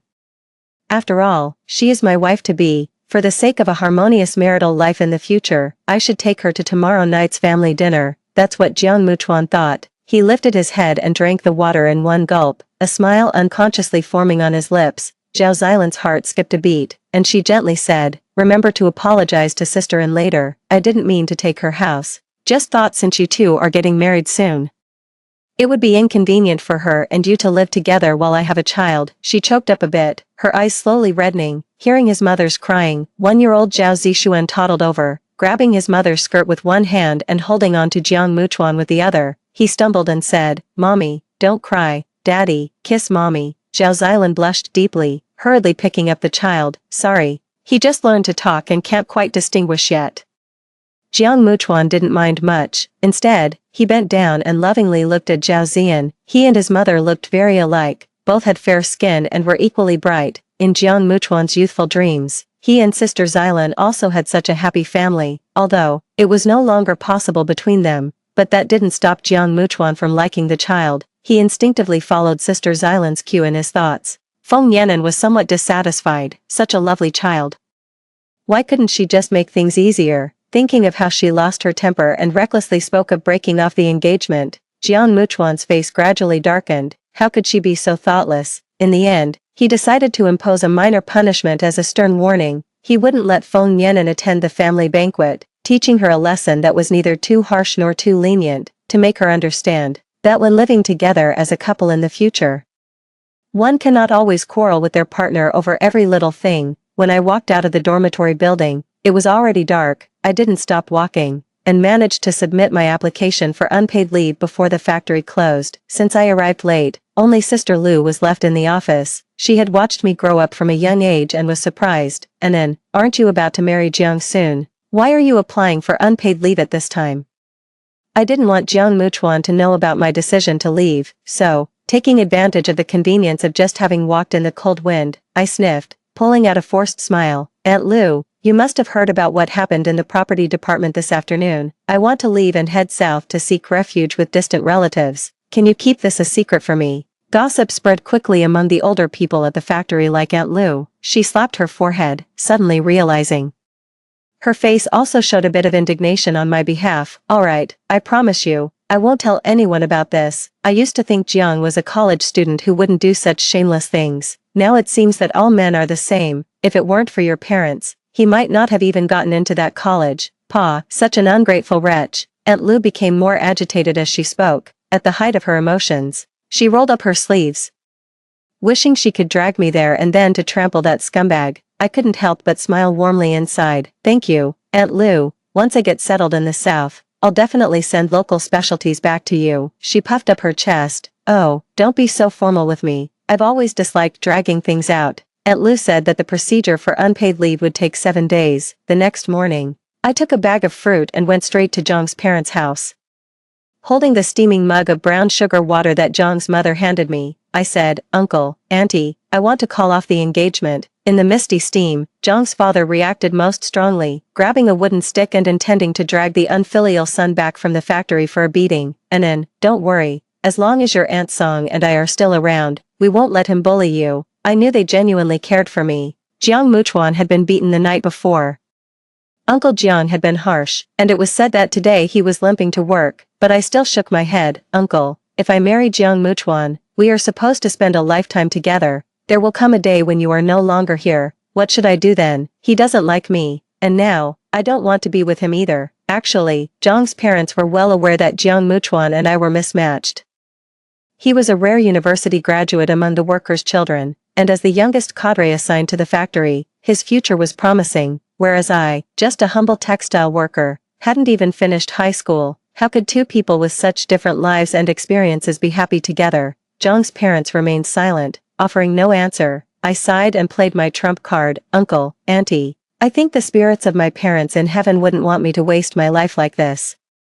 The matter of my parents was a thorn in all our sides. With a thud, Zhang's father dropped the stick and slumped down, his back visibly bending. Zhang's mother also turned her head away, silently wiping tears. Sorry, it was our family's fault. I returned the jade bracelet to Zhang's mother and finally obtained the document that annulled the engagement, leaving with that light piece of paper. I paused at the door, hesitated, and then turned back, intending to say something. Zhang's mother, who was seeing me off, suddenly brightened up, looking at me with hope, hoping I would change my mind, but I only glanced at her and said, "Auntie, please don't tell Jiang Muchuan about the engagement just yet. I don't want him to trouble me again." All right. After saying that, I stepped over the threshold with a sense of relief. From then on, Jiang Muchuan and I had nothing to do with each other. This time, I refused to end up like in my dreams. I'm heading south to change my fate, to catch the east wind and rise swiftly to great heights. Meanwhile, Jiang Muchuan was distractedly responding to the compliments from his relatives. His gaze kept involuntarily drifting towards the door.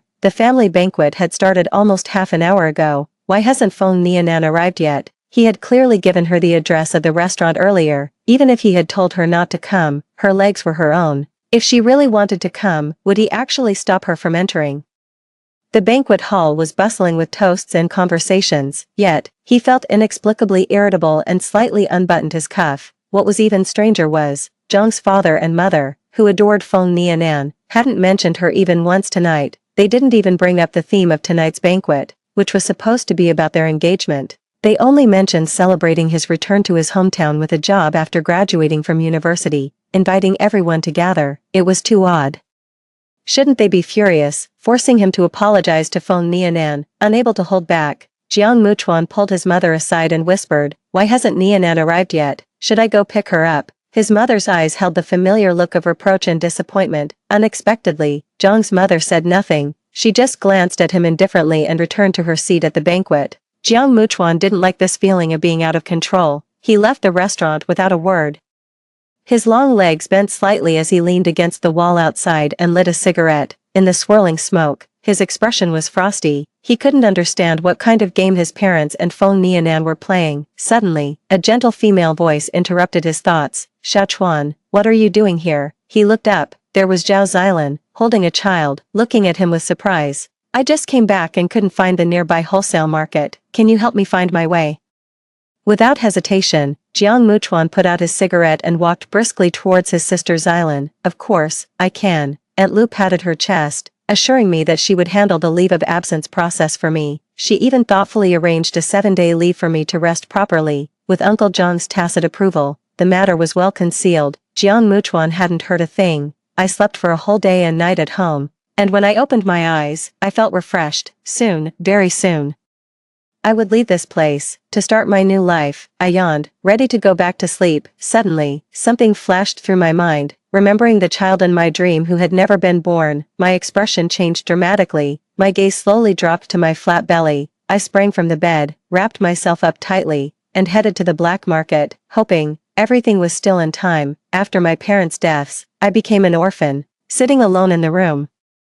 I had so often wished there was someone connected to me by blood, so I wouldn't feel so alone. In my dreams, I feel immense love for this child, but now, I cannot bring him into this world. It wouldn't be right to carelessly bring him into such instability. Life is uncertain, and my father does not look forward to this. I will have children, but definitely not now, and the father of the child cannot be such a scoundrel. I gently stroke my belly and silently apologize in my heart. "Next time, could you come to mommy's belly again?" The black market was bustling, everyone dressed tightly and inconspicuously, and my attire did not stand out. After much inquiry, I found a vendor in the most secluded corner. He was a man wearing a hood and a mask. Anxious, I approached him without hesitation and asked, "Do you have that kind of medicine?" The man looked up, revealing slightly upturned dark eyes. "What medicine?" His eyes were actually quite striking.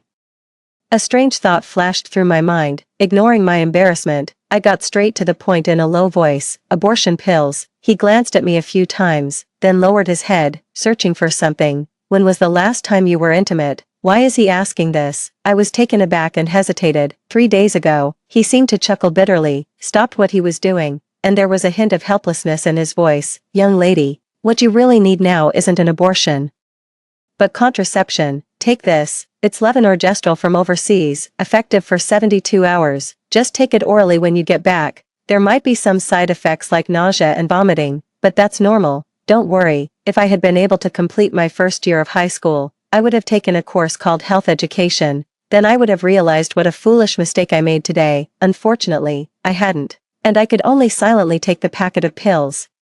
Hearing the price the man quoted made me gasp in shock. It was almost 2 months of my salary. Seeing my confused face, he sighed again. Stretch out your hand, let me have a look. I looked at him warily. What for? To take your pulse. I still didn't trust him, worried that he might be a charlatan preying on the gullible. But this was the black market. I dared not make a scene. After thinking it over, I hesitantly stretched out my hand. He placed 2 fingers on my wrist. After a moment, he withdrew his hand, and his deep voice came through the black fabric mask. You should be fine. No need to take the medicine. Really. Just as I was about to argue, I suddenly heard a familiar voice. Jiang Muchuan was leading Zhao Xilan. Shopping at a stall, the crowd was bustling, and he held Zhao Xilan tightly by the waist, protecting her in his arms, even though there was a distance between us. Yet, he seemed to sense something, turned his head, and looked in my direction. The moment our eyes met, my heart skipped a beat, and I instinctively looked for a place to hide. If Jiang Muchuan found out I was getting contraception, who knows what trouble it could lead to. The stall owner noticed my discomfort and followed my gaze. Then opened his arms to me. Come here, hide. His face was generous, with a look that said, if you hug me, you're making a big profit. I glared at him and moved behind him, using him as a shield. Unexpectedly, he turned around, dissatisfied. Hey, you. I sharply stepped on the man's foot. Shut up. He grimaced and inhaled sharply. His voice obediently quieted down, muttering discontentedly under his breath. What kind of person? Jiang Muchuan thought he must be seeing things. Otherwise, why would he see someone who looked a lot like Feng Yan'an in the black market, even wearing the same black cotton-padded jacket that Feng Yan'an often wore? But he quickly diverted his attention, focusing on helping Zhao Xilan pick items, laughing at himself, thinking he must be going mad. Feng Yan'an, that honest and upright woman, wouldn't dare to venture into the black market, nor would she be pulling and tugging with a man. Her secret crush on him for many years was no secret. I kept half a meter's distance from the man. From behind, his head was just at my neck, resembling the closeness of intimate lovers. Jiang Muchuan glanced a few times and then looked away, considerately carrying the things Zhao Xilan had bought. They left. I breathed a sigh of relief. Thank you. The man waved his hand, about to take back the medicine, but I quickly snatched it. Before leaving, I looked at his washed-out sleeve cuffs and silently gave him an extra 5 yuan. Not much. Just a token of appreciation. In the end, I went ahead and bought that contraceptive pill. Hiding beneath him, through a gap in the collar of his coat, I saw a familiar white lab coat and a metal name tag that read Ordinary Physician at Xiqing Second Hospital, Song Yiming. I took the pill as soon as I got home, lying in bed as the doctor advised, cautious of any potential side effects. However, the anticipated discomfort never came. Instead, I felt unusually drowsy and fell into a deep sleep. Dreaming, in the dream, a delicate little girl ran towards me, laughing, and hugged my legs tightly. Mommy, mommy, my name is Enine, remember me? I'll come to find you again. When I awoke, my face was wet with tears. Enine, wait for me. With 3 days left until the paperwork was completed, I bought a train ticket to head south to Yuiching during this time and stayed home to pack my things. Having done all this, I gazed at the small courtyard where I had lived for over 20 years. Feeling somewhat melancholic, every plant, every brick, and every tile here held memories of my parents and me. My father used to push me on a swing by the loofah trellis in the corner of the yard. My mother would bring out a plate of watermelon on summer nights and count the stars with me in her arms. I gently touched the yellowing wooden door. If possible, I truly didn't want to leave, but I knew it wasn't practical. In a few years, policies allowing workers to buy their homes would be implemented. I told myself that this brief separation was to ensure a better reunion. I needed to work hard to earn money, so one day I could buy this courtyard and make it wholly my own. The next day, I went to the factory to ask Uncle Jiang for a letter of introduction. In just a few days, he seemed to have aged considerably, his temples noticeably grayer. I couldn't bear it. Uncle, you must also take care of yourself. I knew that besides being worried about me, he was even more concerned about Jiang Muchuan. These days, he was almost constantly with Zhao Xilan, busily helping her with arrangements, even trying to use his influence to secure her a clerical job at the cotton mill. Of course, Uncle Jiang put a stop to that, but rumors had already spread throughout the factory. even in these past few days at the courtyard. I could hear the neighbors whispering, the vice director's family is really pitiful, oh. Their son, so obsessed with a divorcee, trying to use connections to get her a desk job in the factory, without inheriting any of the good qualities of his upright father. Indeed, Uncle Jiang had led a life of integrity. The most unorthodox thing he ever did was try to get me an office job, which I refused. I didn't want to exchange my parents' death for that. And I didn't want to put Uncle Jiang in a difficult position, now, on the brink of retirement. His own son had tarnished his reputation. I advised him, Uncle, children have their own fortunes. Jiang Muchuan and I are grown up. We'll face the consequences of our choices, which have nothing to do with you or Aunt Song. He sighed and nodded, then couldn't help but ask, Anan, are you really not considering staying, even if we're not one family, staying in Xicheng? Your Aunt Song and I could at least look after you. How can we be at ease with you leaving alone? I gently shook my head. Smiling, I really can't, Uncle. I've grown up and want to venture out and see the world. Didn't a great man once say that women can hold up half the sky? In the vast world, I believed that I had great potential. Uncle Jiang couldn't resist my persistence and wrote me a letter of introduction. Along with the letter, he also gave me a landline number. Anan, this number belongs to the director of U City Textile Factory No. 2. I'm quite acquainted with him. If you ever find it difficult over there, feel free to reach out to him. I was momentarily stunned, my eyes welled up with tears, and I sincerely thanked him, Uncle Jiang, thank you. Then, without hesitation, I turned and left. I was planning to go to the second floor and inquire about Aunt Lu about the progress of my unpaid leave. Unexpectedly, just as I reached the staircase, I ran straight into Jiang Muchuan waiting there. He stared at me, Anan, can we talk? I felt it was an ominous suggestion. At this point, I didn't think there was anything left to say between us. I stepped back silently, refusing him without a word. His expression darkened, just like a few days ago. He cornered me against the wall once more. He glanced towards Uncle Zhang's office upstairs and hissed through clenched teeth, Feng Yanan, did you go complaining to my dad again? If you have something to say, why hide from me? Why are you still upset after all these days?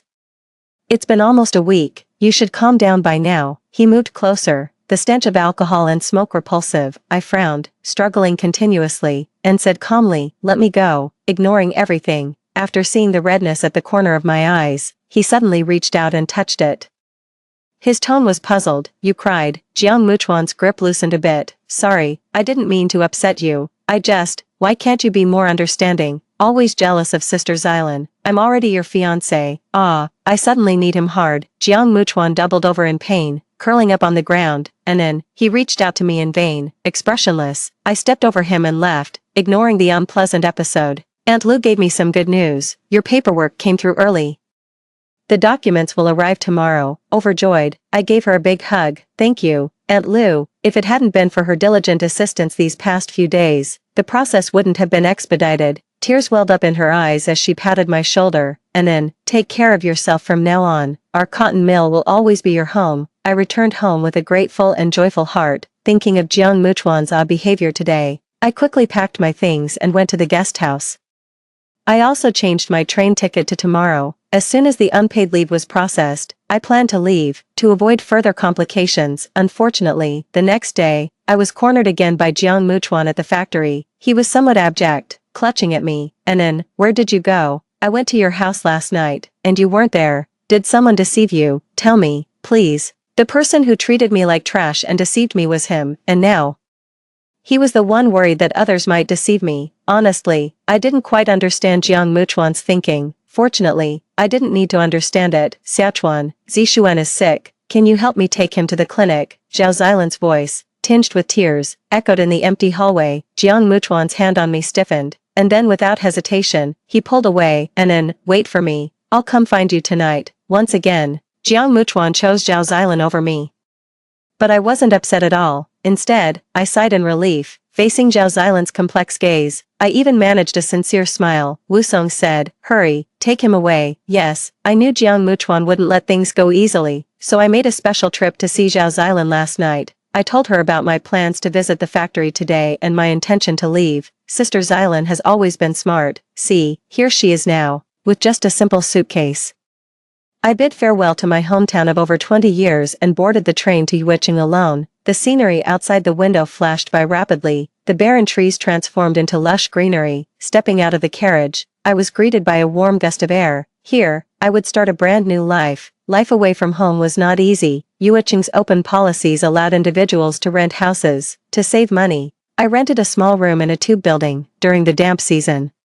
Clothes hung in the corridor would sometimes take half a month to dry, not to mention the rats as big as my face during the scorching summer, and the flying cockroaches with twin ponytails. Often, I would wake from nightmares to find myself staring into the eyes of a huge rat, followed by a series of chaotic screams. Armed with a purple plastic slipper, I would drive the intruders out of my territory. Life had its hardships, but it also had its sweet moments. It's no exaggeration to say that the clothing styles and patterns from Hong Kong and Macau here were way ahead of those in Suching. Even I, a textile worker, was dazzled by the variety. And then there were the ubiquitous talent markets, private business owners, independently hired workers. Everything was brimming with vitality. It was as if the city was embracing and welcoming every hard-working individual. I quickly found a job in a garment factory that matched my skills. The boss lady visited Hong Kong every fortnight, bringing back the latest popular designs. We, the workers, would then copy the patterns, select the materials, make the clothes, and sell them, adorned with a full set of gold jewelry and delicate curly hair. The boss lady worked tirelessly with us day and night at the sewing machines. She said, "Ladies, policies can change at any time, and we don't know how long we'll be able to keep this job. Let's make money while we can, okay?" Everyone called her Sister Jeanne. It was said she too had come from a humble background in a small fishing village. She was an orphan, her parents having died early, until something called a special zone suddenly appeared and took over her family's land. That was when the wheels of fate began to turn. Sister Jeanne was generous with our wages and even shared a small portion of the profits with us. She said, "If you ladies are working hard for me, naturally, I can't let you down, can I?" The first month I received my salary, it was nearly 10 times what I earned at the cotton factory. My heart was pounding with excitement. Who would argue with money? In response to Sister Jeanne, the sewing machines buzzed and clicked incessantly. After 6 months of work, I had saved an amount I wouldn't even dare dream of back in Suching. Can you believe I was already halfway to becoming a 10,000-aire? But that still wasn't enough. Thinking of Jiang Muchuan's $100,000 stunt in my dreams, I felt a strange sense of competition ignite within me. If he could do it, why couldn't I? Remember, before dropping out of school, Jiang Muchuan was always second best, while I consistently topped the rankings. In terms of intelligence and capability, I, Feng Nianan, am second to none. Recently, Sister Jeanne has been a bit troubled. She's been trying to transition. We've been making clothes for the regular market, while importing higher-end clothes from Hong Kong for a more affluent clientele. She had everything arranged with a partner in Hong Kong, but suddenly, they switched to a Chinese American who had studied in the U.S. She kept muttering some ABC gibberish back and forth, and Sister Jeanne couldn't understand a thing. She playfully complained to us, "What should I do, ladies? Should I hire a translator? That's going to be expensive." Thank goodness for Uncle Jiang.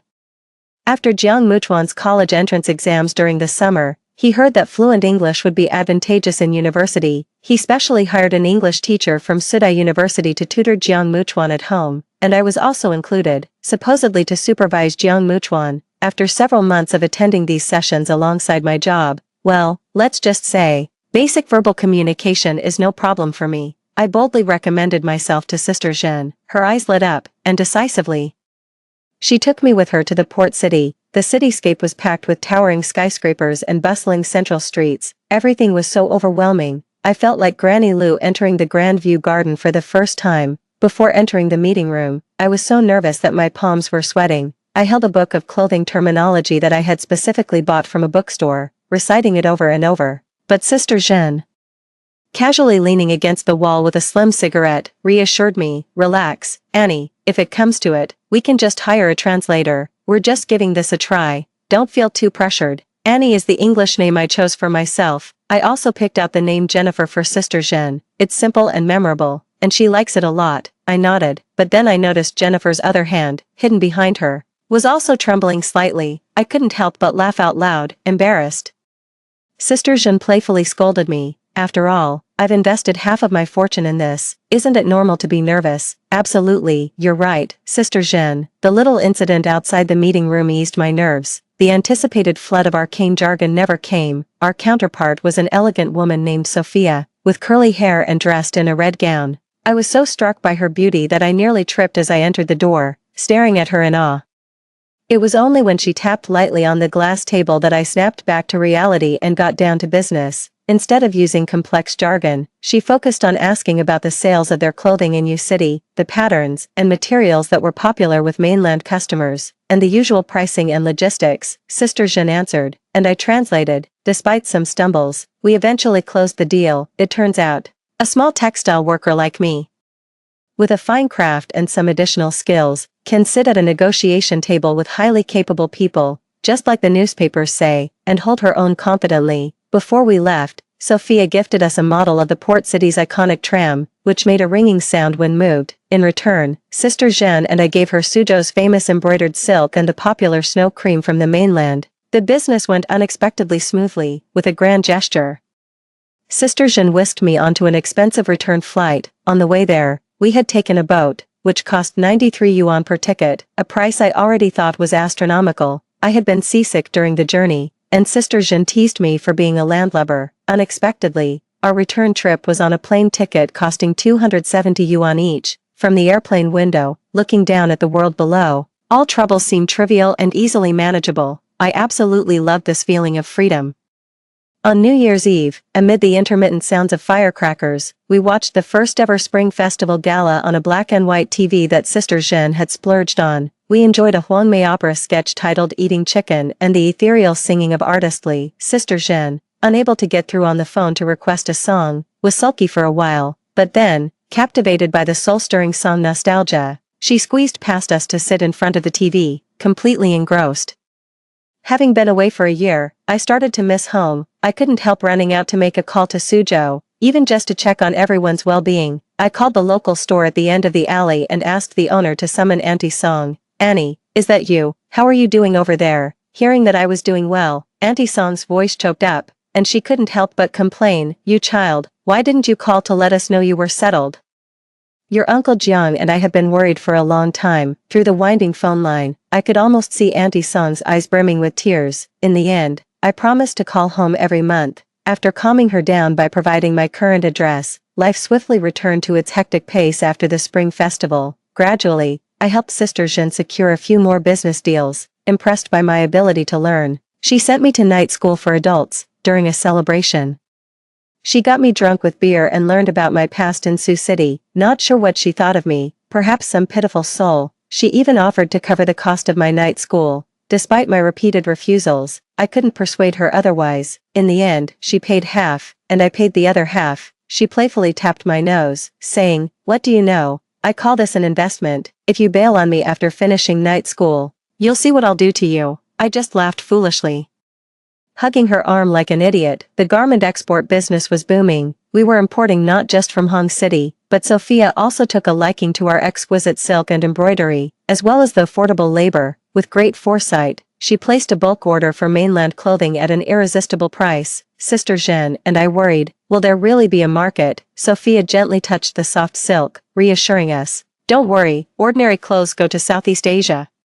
Silk goes to the luxury market. With your beautiful, affordable, high-quality products, I stand to make a profit." Gradually, Sister Jeanne began to delegate her responsibilities to the capable staff who had been with her from the start. Naturally, I took charge of the foreign trade aspect, mainly liaising with Sophia and exploring new markets. We, the small business owners, were extremely busy. Sister Jeanne, forgetting old friends for new, fell for a guy named Chong, a secondary dealer. Wow. With his 8-pack abs, wheat-colored skin, and rugged looks, Sister Jeanne, the little rich woman, was visibly excited. In less than 3 months, she had him wrapped around her finger, completely tamed. She occasionally called him to the factory to help us with lifting, drawing envious glares. Flipping her hair, she'd casually say, "Raise," and no one would spare Chung another glance, almost wishing to kneel under her red dress and cling to her legs, crying for her affection amid cheers.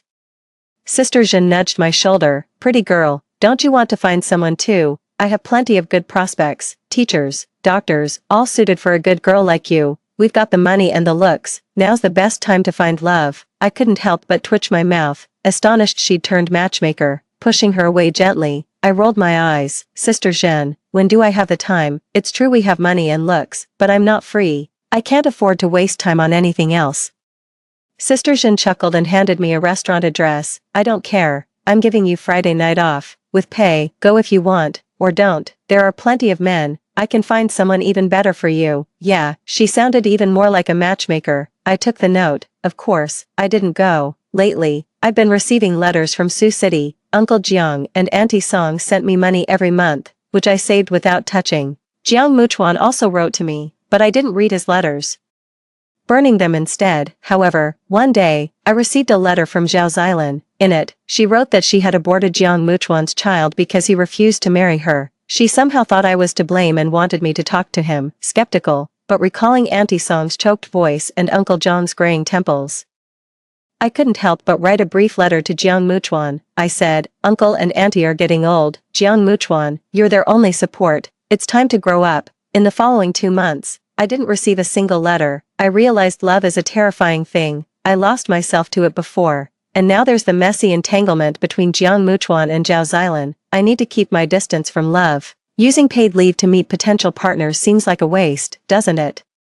I slept until noon for the first time in ages, then got myself together and hit the streets. Delicious food, beautiful people, scenic views. I lingered endlessly on the bustling commercial streets downtown. Accidentally, I spent nearly half a month's salary. At the same time, I felt my murky spirit become clear. Joy radiated through my entire being, carrying bags big and small. I was just turning into an alley when I saw a pregnant woman leaning against a wall, crying out, "Help me, my water broke."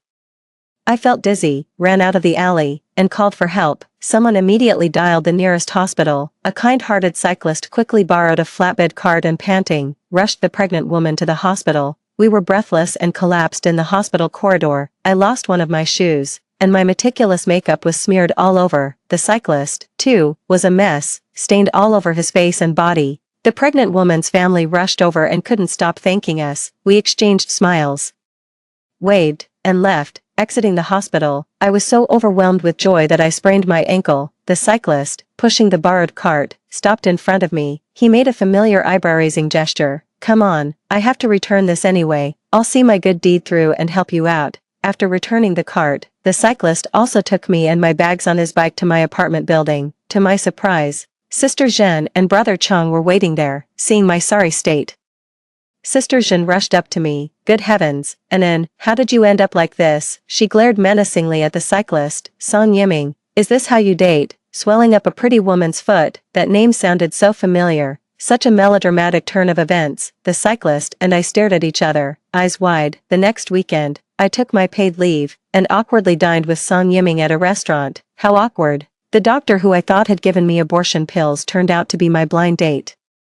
What was I supposed to do? Song Yiming coughed lightly, his eyes darting around. It wasn't abortion pills, it was birth control. Turns out I had accidentally voiced my thoughts, and clearly, Song Yiming remembered me too. Even more awkward. I'd rather go back to unpaid overtime than endure this torment. We finished the meal quickly. Song Yiming waved goodbye. "See you," I thought to myself, hopefully never again. But before I could even complete the thought, Jiang Muchuan appeared out of nowhere. He still liked grabbing my wrist. "Anan, I finally found you." Thinking he was a thug, I instinctively slapped him. Only then did I recognize Jiang Muchuan's face. He had gotten a lot uglier in the 2 years we hadn't seen each other. His beard unkempt, his eyes bloodshot, his once handsome face now covered with a layer of grime. That's why I didn't recognize him at first glance. Jiang Muchuan said he wanted to rekindle our past, realizing only later that he truly loved me, not Xilan. He was simply a youthful infatuation. I had no idea what kind of nonsense he was spouting.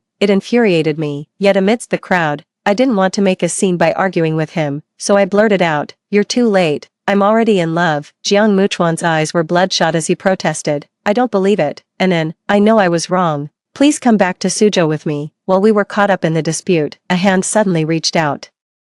It grabbed Jiang Muchuan's wrist and deftly twisted it back. There was a snap. Jiang Muchuan covered his hand and wailed in pain. Song Yiming looked on coldly and said, "Can't you see she doesn't want to bother with you? Also, I'm her boyfriend, so if you have anything to say, talk to me." Jiang Muchuan looked utterly shattered. "Anan, is it true what he said?" I nodded. "Yes, so please stop disturbing my life. Uncle Jiang is about to retire too. He can't handle this stress.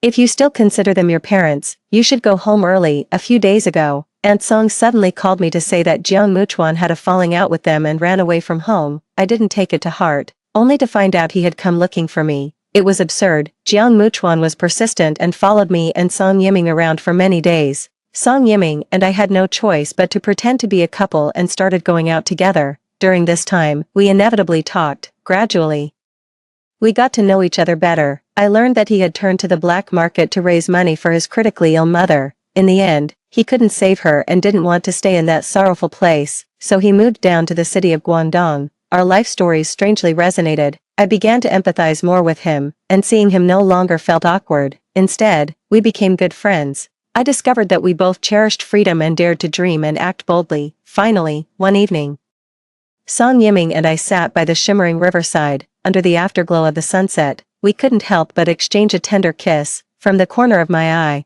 I saw Jiang Muchuan stumbling away, but someone discontentedly jerked his head back, and in focus, jealousy and pettiness flickered in his eyes. It was the first time I'd seen him like this, and I burst into laughter. Song Yiming's face turned red with my laughter, his hands gripping mine tightly. Through gritted teeth, he warned, "Feng Yanan, I don't care about your past, but if you ever dare to lead me on and then leave me, I will. What will you do?" I raised an eyebrow, intrigued, looking at him. "We haven't even defined our relationship, and you're already this jealous. How will you manage later?" I stood up lightly and began pacing along the shore, hands behind my back. Song Yiming caught up, grabbed my waist, and lifted me, spinning around. "I don't care. I belong to you now. You can't be heartless." Our laughter echoed, startling flocks of birds into flight. I kissed Song Yiming on the cheek. I couldn't help but reflect. Some people, being friends and being lovers, it's really not the same. A good lover resonates with you, chasing the light together. A bad lover, however, drags you into the abyss, losing yourself. I am grateful to have escaped the abyss and am now embracing the sun. From Jiang Muchuan's perspective, that day under the sunset, when Jiang Muchuan saw the sweet smile on Feng Yanan's lips, it was like a wake-up call. He had been lying to himself, thinking that the man was just a cover Feng Yanan used, and then was just angry with him. So she did this. He pondered a lot later and realized indeed he had gone too far. Anan was supposed to be his fiancée, yet, for someone else, he had repeatedly made her sad, but now, he could no longer deceive himself. No one knew better than him the look in Feng Yanan's eyes when she was in love, like a deep, still lake, silently encompassing everything. No, it was still different. At least he had never made her laugh so openly. Jiang Muchuan returned to Suzhou and married Zhao Zilan. Every month, he would take a train to Yueqing. He would spend the entire day at the tea house next to Feng Yanan's clothing store. Zhao Zilan had argued with him more than once, but he tilted his head and said, "Sister Zilan, haven't you already settled down in the city and started a family? How can you still expect me to provide love for Anan?" His relationship with Zhao Zilan had a negative impact, ultimately affecting his career prospects. Over the years, his university peers had been promoted and received pay raises. Yet he remained in the same position as he was years ago, unmoved. He harbored some resentment towards Zhao Zilan. For him, only seeing Feng Yanan could bring a moment of peace to his soul. But when he visited the tea house again, he did not see that familiar figure. Upon inquiring, he learned the news. Feng Yanan had moved back to Susi with her husband and child to buy a house. He rushed back to Susi, eager to offer his help with the paperwork and procedures.